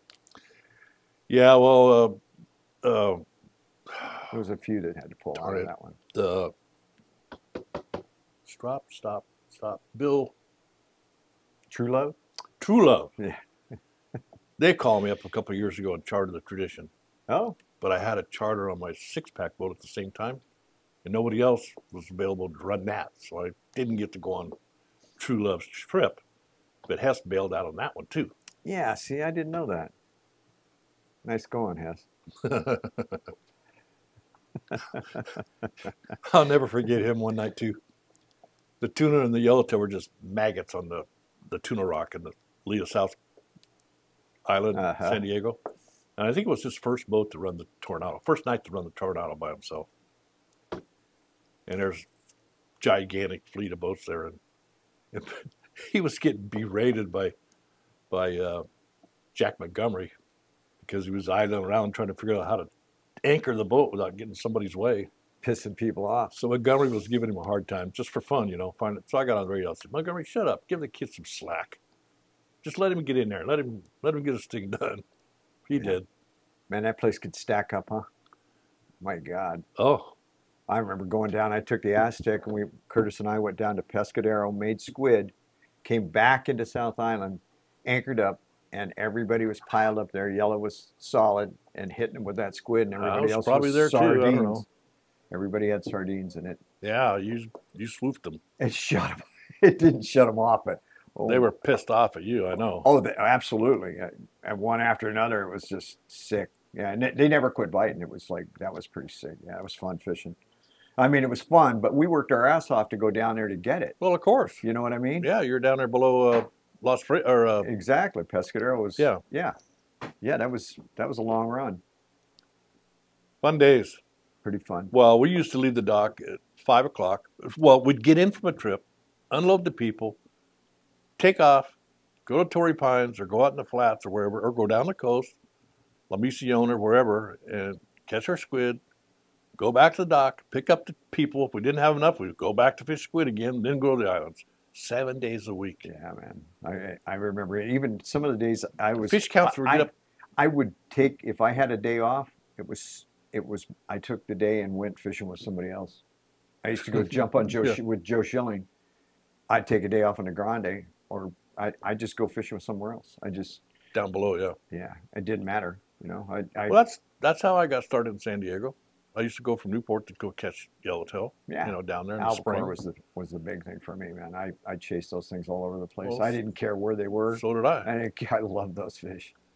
So I jumped on. I most of the time I went on with Steve Loomis, but on this particular day he was full, and I got on the Prowler with Chuck Gillum. Chuck, absolutely, I remember that. And it was April. It was scratch fishing. It was tough fishing. But, you know, I went down with my fiberglass rod and my Pen 27 monofill reel with 12-pound golden dot and the plastic spool all sanded down. Word in a long time. The spool was all sanded down, you know, and I could pinhead bait and I could throw that sucker past everybody, you know. Remember, I used to take fingernail polish and go around the edge to build it up a little bit. Fishing those little bluefin in Redondo on the edge of the canyon. I mean, that was there was 37 people on the boat. Crazy. And there was 31 yellowtail caught. I caught 10 of them. So the next time I went down, Chuck says, "Do you have a license?" I go, "Yeah." He says, "You want to run this boat?" That's how I got started in San Diego. I said, There you "Hell go, yeah!" boom. I was working on a yacht then, but I said, Right. "Hell yeah! Whenever you want a day off, I'll go." Heck So I yeah. ended up working 7 days a week between the yacht and that boat. Boy. And Those were then the I backed days. that sucker into the dock one night, albacore fishing. And look at the rail, and there's Frank LaPresti leaning over the rail. So people got off, and I said, "Frank, what are you doing here? How come you're not the patrician?" Spike and I had a fight. I need a job. Come here, young man. I got one for you. There you go. He took my place. Did he? Yeah, that's funny. That's his I remember when we introduction to went San down there. Diego. Yeah, I used to, Rudder and I would fly down on Rudder. Fridays. Rudder and I would, and go down and work on the boat, get off on Sundays, get back on the plane on PSA. That's when PSA was flying back and forth, and fish albacore. That was. Well, you're talking that's about the still high Nova. school. Yeah.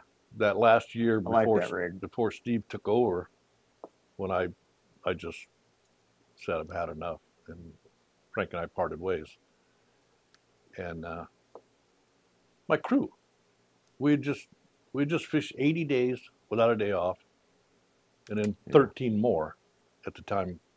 The season was over. It was the middle of September. It was pretty much done.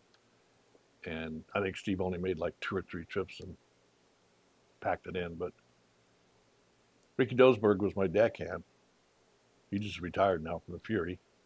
Oh. Oh, yeah. Is that He's right? been retired about 3 years now, sold the boat. And Doug Wilson was my cook. And that was the whole crew for that whole season, just the 3 of us. And they were both 17 years old. You think about the hours we put 17 years old. You know, that's exactly. It didn't matter. Nothing mattered. You know, Didn't you care. get in, you turn and burn, you go to the fuel dock, you fuel, you come back, you pick the people up, load your galley, pick the people up, and boom, you're gone again. Yeah. Now it changed to 1.5-day trips, and that changed the whole. Well, we had a few of those then. Yeah, but very few. Not very Frank many. started running them, Not and very then many. I was running them on the Freedom, and I think I honestly I think we were getting some ridiculous price for them. I can't remember, but I remember Frank called. He called me, called Carrazzo. He was charging like, I want to say $45 or something. First time I went albacore fishing, I went in Barnes. It was $17. $17 for a ticket on an overnight boat. I can't remember what they were back then. $17. I can still remember. In fact, I mowed lawns to go on the first time. I was 9 years old mowing lawns. And I said, and this Tom Ray, this old friend of my dad's, took me. And I got a fish on the troll. And then I knew how to throw jigs from living in Redondo. So what did I do? I went up the side, picked up, I don't know, pin 68, some big reel. I had a jig on it, had a candy bar on it, and I buried it in some guy's shoulder. I buried it into his neck. And Bruce came down from the pilot house, chewed my ass. I was crying. I went in the galley. I was devastated. And you know, to this day, I've never hooked anybody. But I fished the jig a lot.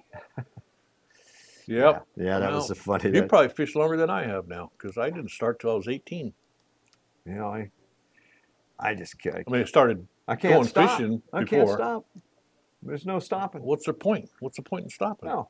I'm going to PV, going to Puerto Vallarta in December 5th, and I go there twice a year, fish those big yellowfin on the no tuna, no chinga. And I'll tell you what, I don't hesitate. I'm all about that. Bigger the better. I don't care. I've preached this my whole career. I did tap out one Fishing is a state of mind. It is. You think about it, you want to do it. You think about it, you want to do it. You do it, you love it. You think about it all the time. It's the best. Too many people are just catchers. They just want to go catch. They don't want to go fishing. No. They want to wait till they go and catch them. Well, you and I. Anybody can catch them when it's wide open. That's correct. Anybody. We want to go no matter what. Don't matter. Bite or no bite. Yeah, or rough or not Yesterday, for example, Joe and I, we left the dock at 5 o'clock, well, 5:15, because Joe was a little late getting there. Left with frozen squid, fish Clemente. Got 2 for 5 on the yellows. Nice fish. That was fun fishing. And you hit the weather perfect. It was flat calm. Fished the 9, fished Northwest Harbor, and came home. Got back at 6 o'clock, and it was fun fishing. He loves to throw jigs like you do. Oh, man. Absolutely. I'd taken bass fishing on that boat He before he took bought it. lessons from me. I'm sure he did. He did. Sure he did. Yeah, he'll love this. Yeah, I told him he was a little late, but You know, on a sea bass trip once, he got tired of catching them and put his rod away. Yeah. Imagine that. no, I didn't. I never I put my kept rod catching away. them. I kept catching them, releasing them. Oh yeah. Well, we went fishing. We went on a goof-off trip on the East Coast. And we're fishing these things called tautog, and they look like a sheep's head, but they're gray, and they're about big ones, 10 pounds. But they're wide open. You're using crabs, whole crabs. Pull the claws off, they bite the shit out of you. Pull the claws off, pin them on a hook. I'd use pliers. Well, I had to get used to it, but they'll reach behind you and get you every now and again, So you snap the claws off, you pin the crab on, hit the bottom. So we went on a goof-off trip, and it was full rack. It was just wide open. Hit the bottom of the crab, and 30-pound, boom, you're on, wailing on them. So I'm looking around. There's like 15 people on the boat, and it's all crew, captains. And I look around, nobody's fishing. And I'm in the corner all by myself, and I'm dropping a bait. I put one on, pin him, unhook him, throw him back in the water. Next thing I know, I'm standing there, pinning another crab on. I just let it go, and one of my deckhands, one of the captains there, John, comes up around my side there and pulls out his dikes and cuts my line and then takes off running. They told me to do it. They told me to do it. They said you wouldn't leave the rail. They want to go home. I said, what are you doing? I was laughing. I was dying. He was running. He was scared I was going to wig out on him. I just died laughing, but it was pretty good. I'm not stopping. I don't care. remember John Haas when he was running the Fury. When he fell off back in the early 60s. Early 60s. We were both all-day boats out of Newport. Yeah. I was on the Frontier.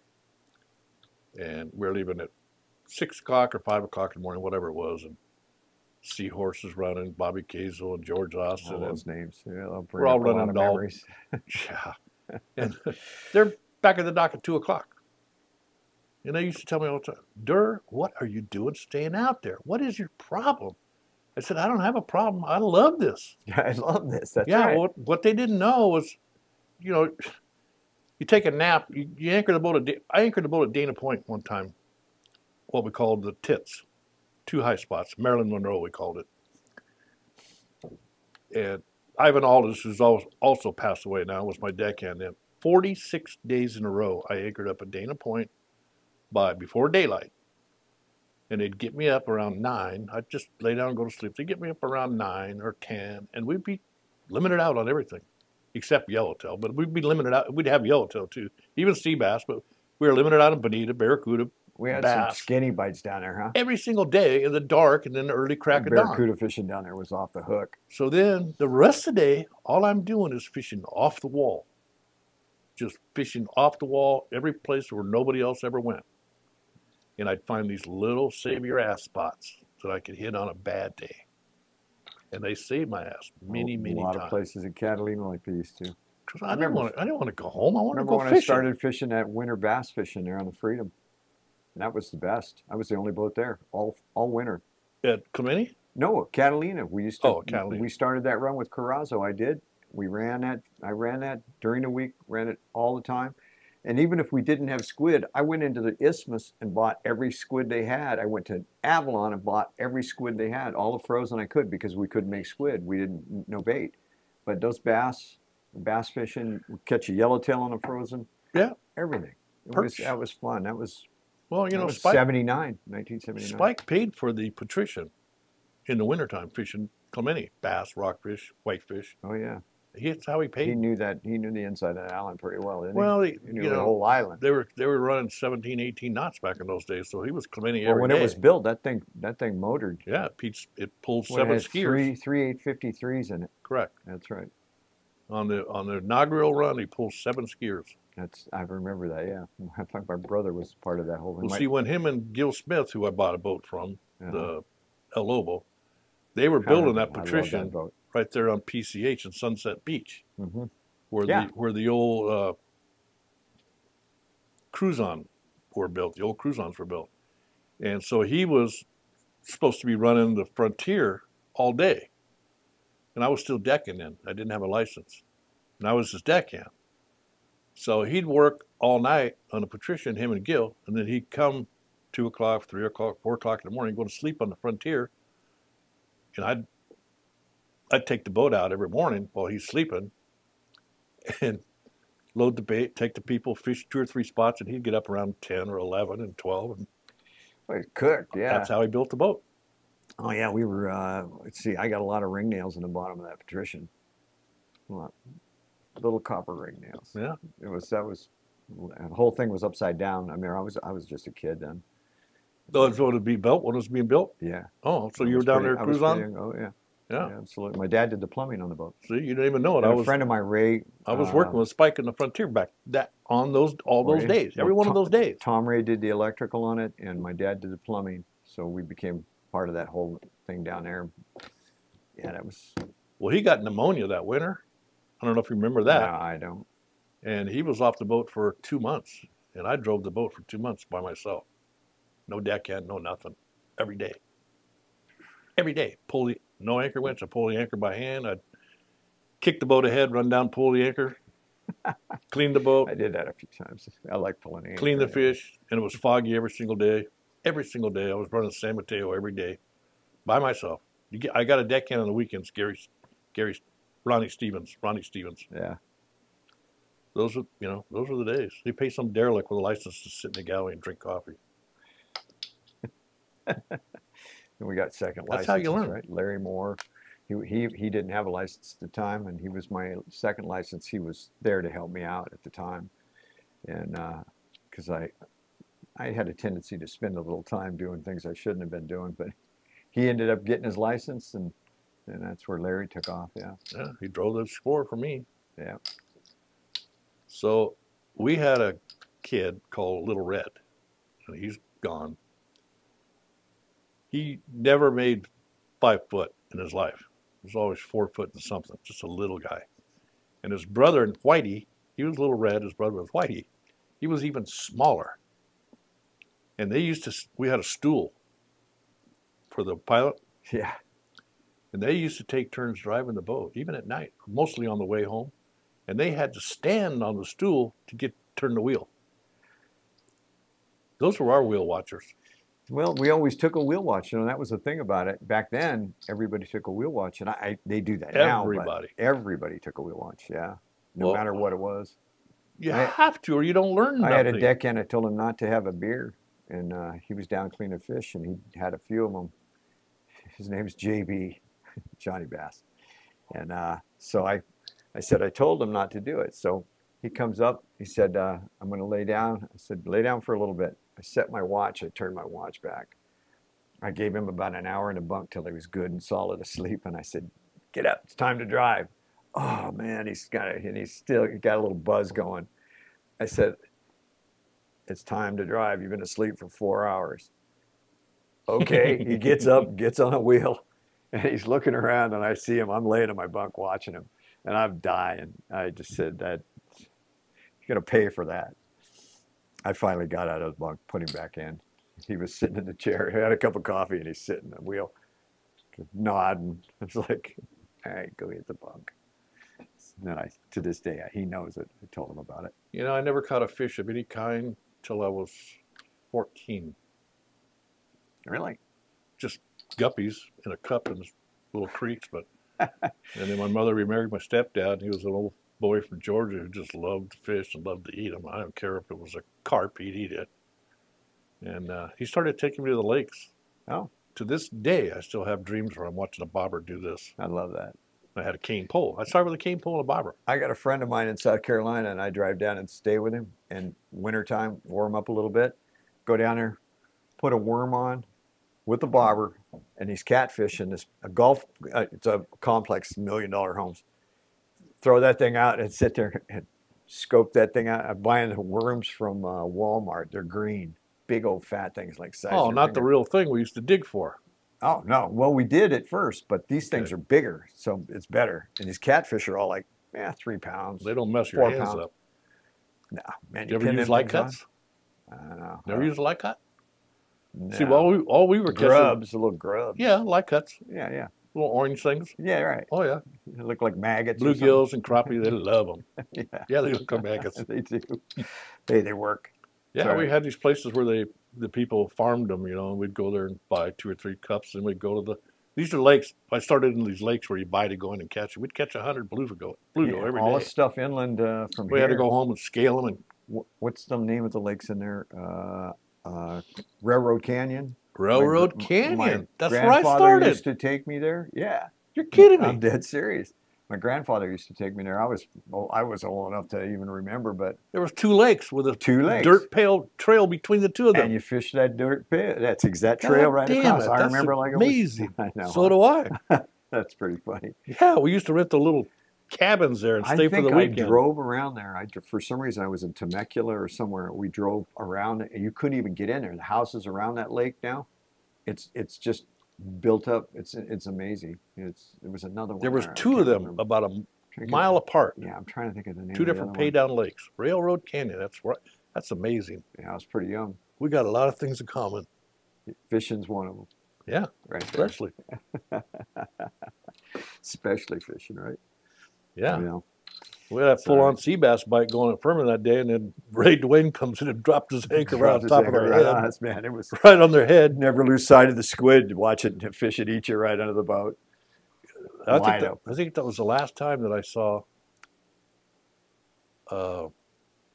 Here I go. I can't even spit his name out. Marv Dorfman. Oh, Marv, yeah. Yeah. Started time I with saw him. Marvin, man. It was you, Cadota, Marvin, me, and what's his name? I can't remember. There was one other one. Yeah. Yeah, I used to run the fish, Civic Outdoors. Oh, Here? Steve Holmes. Steve Holmes. There you go. I wonder whatever happened to him. I don't. The last time I heard He anything, sank something. I I don't know. shouldn't say that, but Man, that's those the truth. things, they weren't very big, but they were sure thick, weren't they? Oh man, they were thick. That was full speed right there. Yep. That was fun. Yep. And some fun fishing on a sea bass. Oh, I used to kill yellowtail and sea bass at Furman every year. Marine Land Reef. We had on a real special there. We had a day there. It was sick. I think I Real had special. 20 some fish. I worked on that boat. This was the The Ditmar? no, was it a dip? No. What Well, was what the was little one or jet? the big What one? was the jet? Who built the jet? Well, those not- boats. No, it's not a You know the staff. one with I Not had a a bobby staff. No, it wasn't a staff. The Jad was a bobby staff. Yeah, but this was This- maybe it was no, it wasn't a Ditmar. I'm trying to think of who the hell built that.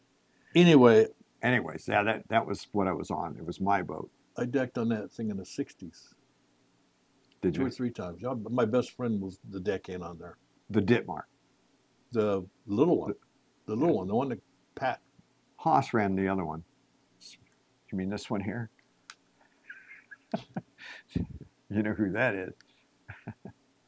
I think I do. Sorry, Pat. You call him Little Pat? I think Little, he's- it's think little he's- Pat. He was my deckhand. He was 12, 13 years old on the Tornado. Well, Omar Pat Dick- Whitaker.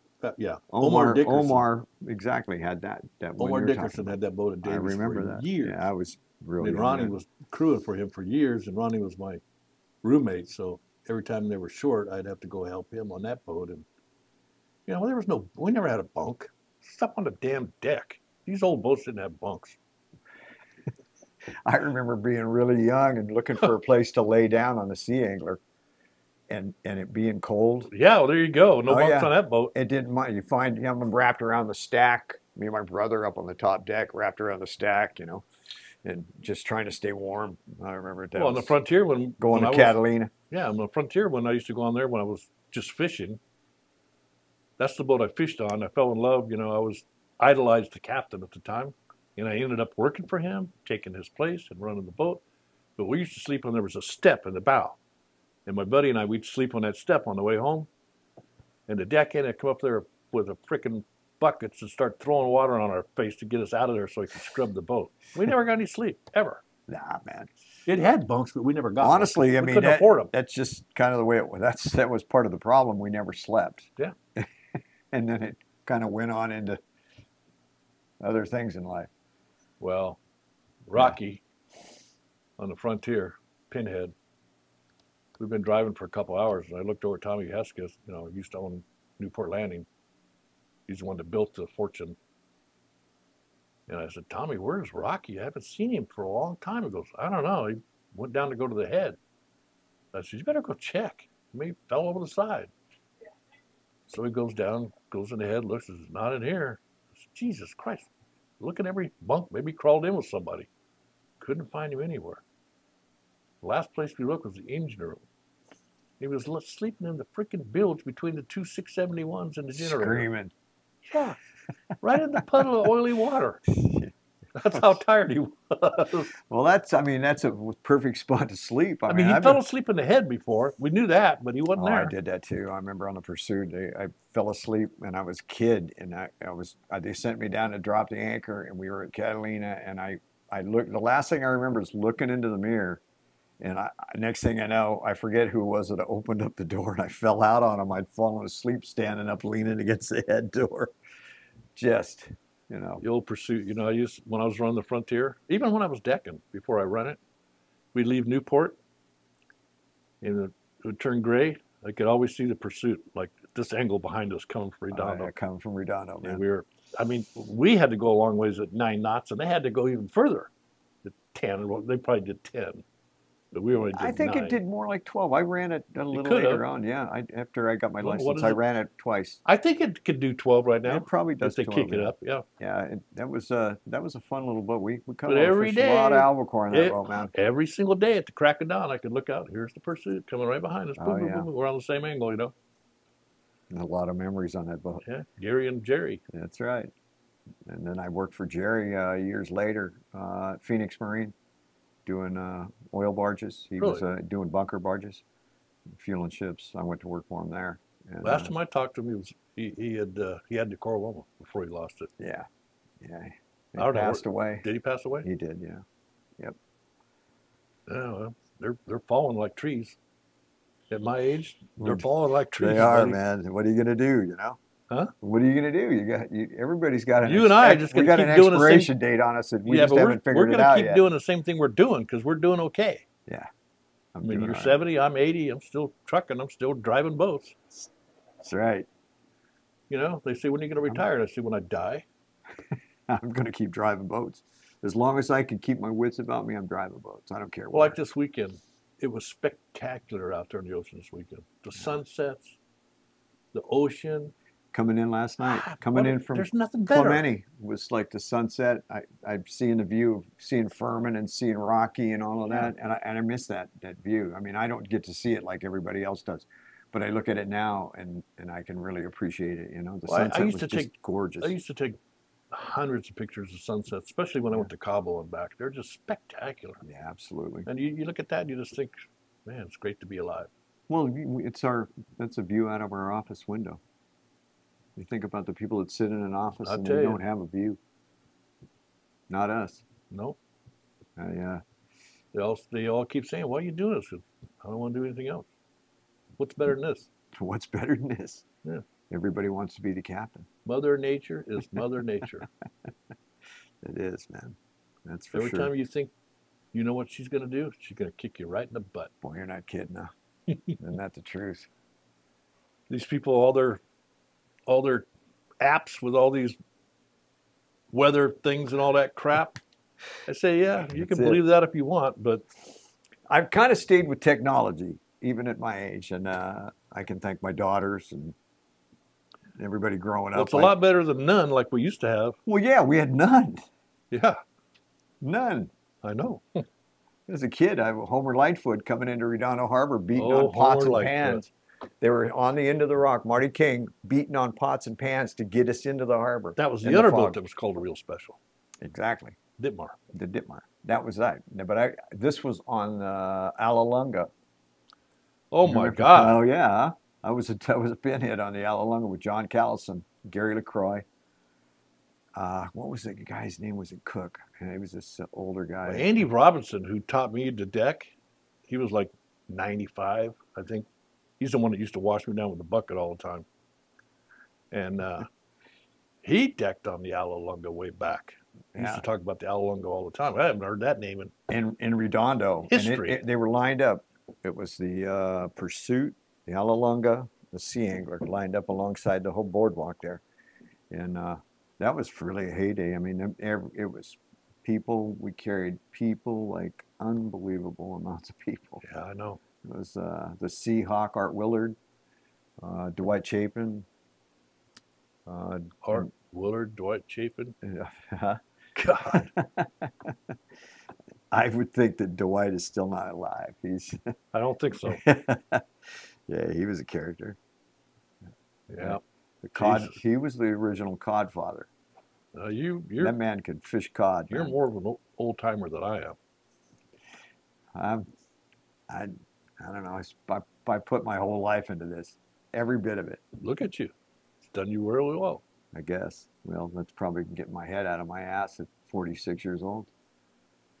That's over. That's It's in the over past. and done. It's in the past. But that's what it took to get where I'm at. You know. I know. What's like good? I told Phil, I had to go there to get where I'm at right now. You know. Now I I see say everybody, this, and You know, I feel with good 18 about grandkids now and 4 kids, Jeez, I say got this two- stuff. 18 grandkids. I got 5 great grandkids now, and 1 in the hangar. Wow. Great grandchildren. But I say this all the time. When they're young, you can let it go a little bit. Yeah. Because they're either going to grow out of it or they're not. Simple as that. Well, I'll tell you, yeah, they got to grow out of it. You know, it's like my grandkids. You now. don't have to. Some don't. Some don't. Yeah, that's true. Yeah, my kids have But turned out if pretty. you think the pretty person's good. quality, they're going to grow out of it. Yeah. You know, that's what young is for, to make mistakes. You got to learn from those mistakes. That's exactly right. You know, You can't hold it against them. No, just like You're me. only I young just, once, so you got That's right. to do those You crazy go through things. and I was trying to teach my kids not to make these mistakes that I made in life. And it was just recently my daughter kind of jumped on my ass and said, you know what, Dad, let me grow up. Yep. You know, I've come this far, Yeah. you know, and I'm. Another thing and I tell people. This was about 3 weeks ago, a month how old ago. is she? She's 26. Oh, well, But I was always on her ass about everything, you know, and I trying to just guide them through life and show them what not to do. And I was just being a parent, but I didn't really realize how bad I was. And then I kind of said, you know what? my philosophy has always been, if you treat them right, you raise them right, you teach them the best things, you do everything right, by the time they're 16, 17, they're on their own. Well, they knew the difference between right and Yeah, wrong. well, they're on their own. That's what they needed to learn. But I was trying to, only because of being a recovering alcoholic, I was trying to guide them into that position where I didn't see them drinking. And then I'd see them drinking, and I'm like, when you grip down on them at the young part of their life like that, though, they're going to rebel. So you have well, to. she rebelled. She jumped on my ass. She moved to Florida. Yeah. Anyway, she moved to Florida with her boyfriend. He runs or works on a Viking down there. A Viking. Yeah. They come up to Hyannis to fish giants in the summer, and they spend time in Lauderdale or down in that area. The big bluefin. Yeah, I caught a lot of those. The wicked tuna, I mean. Like these guys, I keep saying, they lay the rod on the rail and turn the handle. What the hell is that? Well, let me tell you, when you're fishing those things, you probably wouldn't want to go toe-to-toe with one. I mean, doing a stand-up gear on them, you can do it, but I caught a lot of them. Let me tell you this. Like you said, back in the days with those red reels, Yeah. I have 3 times been on a fish more than 5 hours. Yeah. More than 5 hours. To where I was finally, the one fish in particular was on a 10-aught reel. I don't know if you remember Micron line. Micron. That's Well, it was familiar. It was like a threaded line, but it was smaller. It was square. Dacron. Like Dacron, but tougher and smaller and square. Yeah. And we had a 120-pound Micron line on that thing. On a 10-0? Yeah. And I had a triple pescador lure out. The pescador lure is this big by itself. Pescador. They got about a 4-inch cone head on them. Yeah. That's right. I had a 3 in tandem because my boss was a freak for catching big yellowfin. Well, he wasn't on the boat this day. This is on the El Lobo. And I had that triple pescador lure out there on that 9-aught or 10-aught with that big line. And we were all by ourselves. And here's this big breaking spot of tuna. So I'm going for it. And before I got there, it was on a meatball. Before I got there, Eyeball. that rod got bit. Big eye. Got bit. I don't know what it was. You never got it? No. That thing got bit. And so I stopped the boat, and then meatball came underneath the boat, and we just went boom, like that. Sure, man. We were scooping it out of the water and just dumping it over the stern. That's exactly. We had one of those up on Potato Bank there outside Nick. Tommy Heskett and Ricky Dosberg just going nuts, you know, and Doug Harmon was on there too, all captains. And so Dosberg's a big boy.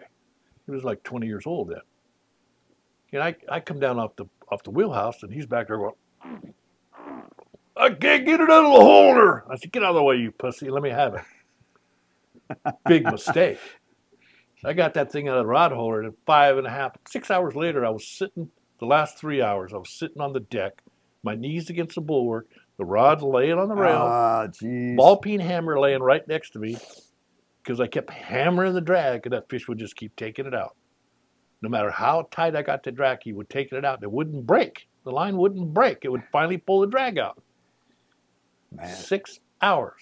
Nobody else would help me. They'd just laugh at me. Because they were having fun. We caught like 100 while I'm fighting this one fish. And it finally was a 7/0 side wash hook. And it snapped the hook in two after 6 hours.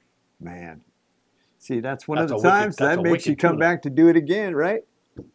That's the truth. That's wicked tuna. That's my big one that got away. The giants. Yeah, I lost one. It was over 1,000. Well, that was a yellowfin.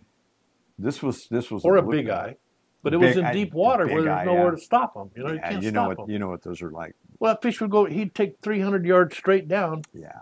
And just smoke the reel, and then he'd swim straight up, and my arm would fall off trying to keep up with him.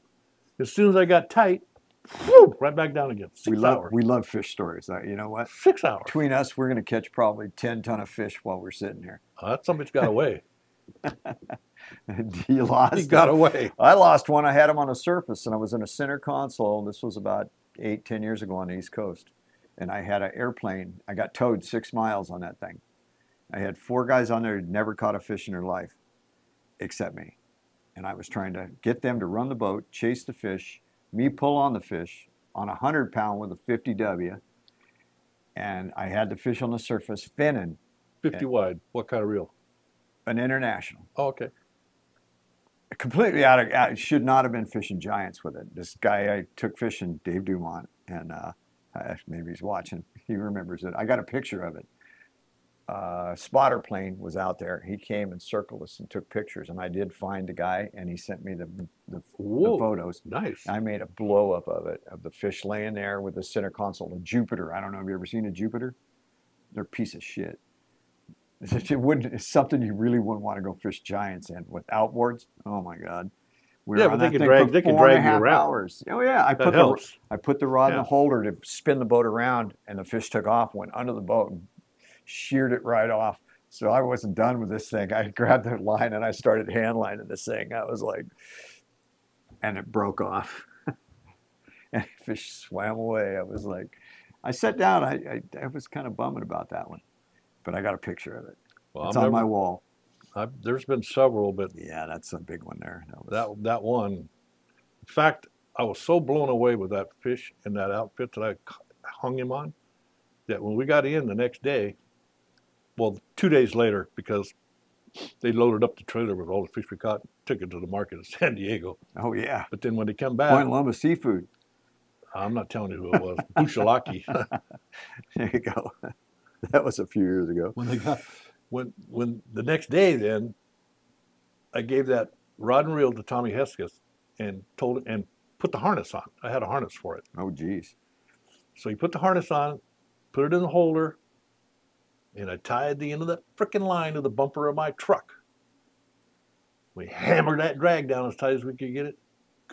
My truck, I could not break that line. Really? And there was 100. Would you say it was 100 pounds? 120-pound micron. Yeah, that's could not break that line. Tough. You could tie a boat up with Ricky and somebody else was holding Tommy, the three of them, trying to hold him back because I was going to drag him face first down the road. And they were finally screaming it on me. They thought they were going to die, and I had to stop. That's how tough that goddamn fish was. Well, that's tough. Yeah, that's I'll tell you, story. Big eye, they're nothing. We had 40 big eye. I don't even know what it was last year fishing the canyons, Could have been a East sea Coast. monster. I don't know what it was. At least. Well, we had 40 big eye on the East Coast last year. Stuff was biting the iron. I had 3, and they were all in the 100 to 110, 100. We had one that was They 150. kick your butt too. Oh my God! And I'm using my long jig stick. That'll really kick your And butt. let me tell you, with 80 pound on that 9-foot jig stick, and I'm telling you what, and rail rodded the thing, and it kicked that thing's ass. Every one of them I didn't caught. Catapult you right over No the way, side. man! I beat those things up, and it really did work good. And I'll tell you, all of my rail rods are all 8.6. You know that Viper, United Composite Viper, is one.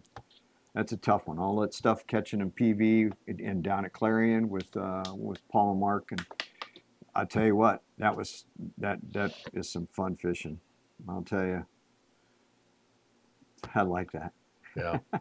To me, it's Good I don't memories. care if I'm fishing sculpin. It's all fun. Yeah, absolutely. Doesn't matter what it is. It's fishing. You know, the other day fishing Isers, and we ended up hooking a couple of blacks and catching You went sand to bass. Isers too? The other day, yeah, I went with Larry Moore and I. On his boat? I hooked a black, got dusted. He hooked one on 40 pound. I had 25, and we got him. It was a 150 pounder. I'm guessing, but it was big enough. He popped, sent him back home. Then I went with Joe. We went to Northwest Harbor. Joe ended up catching one. We popped him, and he went back home. But we had 2 yellows that were nice yellows. That was good fishing. We should have had some live squid, but Joey was a little tough getting up. Yeah, because it's right here out the front door. Oh, he'd get a laugh out of that. I told him, I said, I'm going to break you over the coals on this. Joe Linkogel. Good old Joe. Yeah. You know, before he got married, like I say, I used to let him use the boat all the time. Oh, yeah. And then he wanted to buy in, so I sold him half the boat. And then he was using the boat so damn much, every time I wanted to use it, he was out. So I said, you might as well buy the damn boat. He bought it, and he still got it. Yeah, no, I mean, it's a great fishing boat. What a platform. Yeah, you can't beat I it. fished tuna with him, fished a couple of years there. Except he won't kick it up like I did. He was doing 20 knots. Well, that's good for him, but Yeah. that thing will do 30. Whoa. Well, it used to. Well, yeah, it's probably got a little growth on it or something, maybe. You don't want to run it too hard, though. He's a little... I know he don't want to run him. I mean, That's just squeaks a Joey. little bit. That's it, maybe. Well, That's he's it. got them 2 young kids he's got to take care Oh, of. yeah. Oh, yeah. He's definitely, Yeah, I met him through Johnny Strunk. That's when I first met him. All these guys started off on the Tortuga fishing squid with me. And then Danny came along. He come in one day, Danny, after he had the boat all week long. I look at my brand new blanket. He's got squid for sale sprayed on my blanket in black spray paint, tied up on the damn boat. And look at him now. He's over at Catalina making squid. Yeah. Yeah, that's it, man. He'll never forget that one either. Oh, I bet he won't. Yeah. That Danny never worked for me. He jumped on, he bought the Betty G, come out of Redondo. He came down here, bought the Betty G, and took off from there, Yeah, Johnny, I'm staying with Johnny. Johnny's a good man. Yeah, I'm the one that I gave him Jim's daughter's phone number when Jim passed away. Yeah. And I said, she wants to sell that boat. It's a good price. And I said, that thing ran 140 trips out of 20 seconds. You better go snap it up. And he did. Yep. Him and Carl, yeah. Yep. I owned that boat too one time. That doesn't surprise me. Durr's used boats. Gosh. Then I know. I sold it to Jeff and his partner. They took it to Redondo.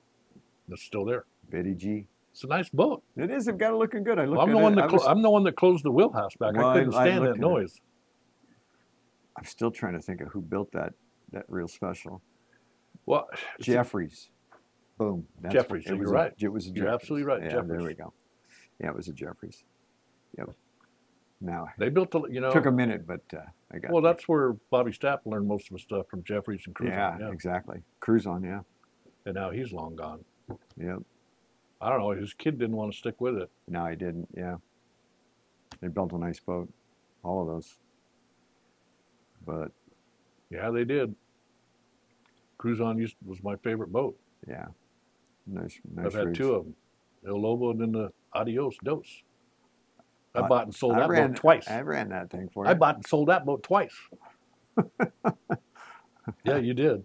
I did. And so did Joe. So did Joe. That's right. He still talks about albacore fishing on that boat. Oh, he stories. Oh my God. Yeah, I gave it to Ronnie. He can tell some story. I gave it to Ronnie. He took it to Oceanside, and it was called a Fish Talk. He put the charters out of his radio show, Fish Talk. They did very well out of Oceanside. Joe went down and ran it a couple times. He loved it. It's a nice boat. And then Watson had it too for Steve. Yeah. I sold it to Steve Bernard. And Marcel, I think he still owns it. You know Marcel, don't you? Yeah, I know the name. Yeah. Right? Yeah. He had it here, but he wasn't doing any trips, so that he had to go A lot of the somewhere else. guys, you know, the younger guys coming up, and I know some of them know me, and I don't know. You're old. Everybody knows you. Because they don't know you. They've heard everything, all the shit about you. Bad or good, Like one way or me. another, huh? Yeah, just like me. That's it. How many people come up to you and say, "Hey, remember me? I'm so-and-so." Well, we went at Eddie's memorial the other day. There's people come You up. got to And say, "Yeah, yeah." they're how's showing it me going?" pictures of when they were kids, and they said, "Yeah, you know, I caught that fish right there." And I'm like, I said, "Just remind me, you know, just it's just something that you just." Is this thing going to go on forever? I don't know. You guys done? I think, yeah, I'm going to have to probably use the facilities here pretty quick. Gentlemen, that was gold. Todd Woods is a professional bass fisherman. He was loving every minute of it. Pat Conklin. Hi, Todd. Todd. That was awesome. Tom Durr. Nice to meet Thank you. You got to Really promise enjoyed me it. one thing. When I put my hand in your shirt, you're not going to get excited. Try to kiss me again. Or anything like that. Got to get your mic Do you on. say this to everyone you Just keep put that Yeah, microphone why on? not? I bet you do. Especially Tom, man. Just give them a little. Now, You know, if you got frisky, I'd beat the shit out of you. So. you know what? I got to tell you something. The best part of that was the second part. You two guys were freaking awesome. That was great. What do you think, Todd? We're just talking. Two old fishermen. It was fantastic, I man. used to, I've seen these groups of these people from San Diego, from Point Loma to Queens Wharf. Yeah. I used to call them Pelicans, kicking the can around every day. All these old Is that guys. what we are now? That's what we are. We call the Pelicans. Yeah. It's the guys that used to sit down at 40 feet. Exactly. And we all those guys sitting around, all those Talking the old. They look like Talking the old stories. they were old stories, and Just like we this. called them Pelicans. Yeah. But yeah, they're just sitting there sipping on their wine and having a good old time. Should have had that on there. It's on there. Oh, What are you talking about? No, I'm not in there, but you guys are. I used to think about that. God, look at those little guys. I'll never That's be one like thing, that. though.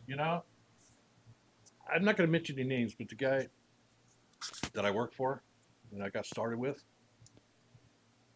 he had his issues, and like we were albacore fishing. Standard issue was we'd get in at 8 or 9 o'clock if we're lucky, and 12 o'clock the boat was supposed to leave again, and he's not around. I knew where to find him every night. They bar right around the corner, and I'd drag him falling down drunk out of the bar, put him into bed, and I'd drive the boat all damn night long because Andy, the other guy, couldn't see 10 feet. That's how I learned. That's right. That's how I learned. Frankie Hall he was just like that. He would be just absolutely. Well, the guys used to tell me he'd drink a gallon jug on the way to Catalina. Oh no, he would. I'm just talking to that. What the hell? Go I get thought me they were $5 gallon go jug get of me a wine. whiner. Right. And it was Red Mountain, and it was half and 7-Up. And I would bring that big tumbler up to him, and he'd drink it, and he would start drinking in the middle of the day, and he'd be twisted by the time we'd leave Clemente, and Playing cards all the way to the island. or playing cards with Herman Music. And I don't know if you remember him. He was the galley girl on the Grande when I remember the Herman boat was, deal music because the best two is just like it, but oh gosh, the guy I just love so much. Damn it! Used to run the America.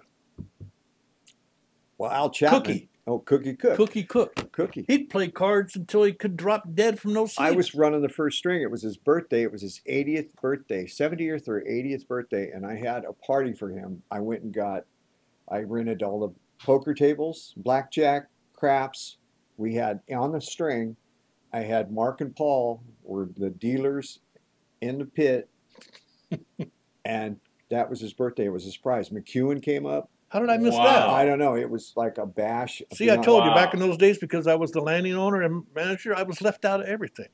I didn't leave you out. I wasn't me, man. I didn't know. You were on the I first didn't string. have any dealers. You I were on didn't the have- first I had to string- get Mark and Paul to do. You were on the first string at the same time with Norby and Flores. Well, no, they were my second ticket. Yeah, I know. They were my second license. Yeah, they were. That was exactly right. Gary was, Right. and so was Danny. 3 to draw from Danny right Snores, there. Yeah. Danny who? Flores. Cliff. Snore. Danny. I keep wanting to say Chris, but it's Danny. Remember? Because I know Chris too. Yeah. Lloyd. Do you remember School Lloyd? teacher Lloyd. School teacher Lloyd. Yeah. I can't remember his last name. Yeah, he was my second license as well when he was off. And Irma was your cook. Irma. Colonel was my cook. Irma was my cook. Joan was my cook. Patty, she once in a while she'd fill in. Yeah, Joni. No, that was some crazy times, man. Crazy times. She was cooking on the Sport King. Sport King when I was running Twilights for Peterson, because Oh, I yeah. just wanted to get out of the office, you know. And I'd say, "Can you fix me a burger?" She goes, "Yeah, I brought some meat from home. You don't want this stuff on the boat." I said, "Why not?" She goes, Crazy. Turn the flashlight on. You had to fight off the cockroaches, you know. Colonel, get me a Sport Pop. 10 o'clock in the morning. I miss Putnam too. Oh, yeah. I miss him a lot. Oh, yeah. He was a character. Oh, big time. Oh, am I gonna? Am I? We can go on forever. You want me to mic you two pelicans up again, or what? He's got to. He's You got to go.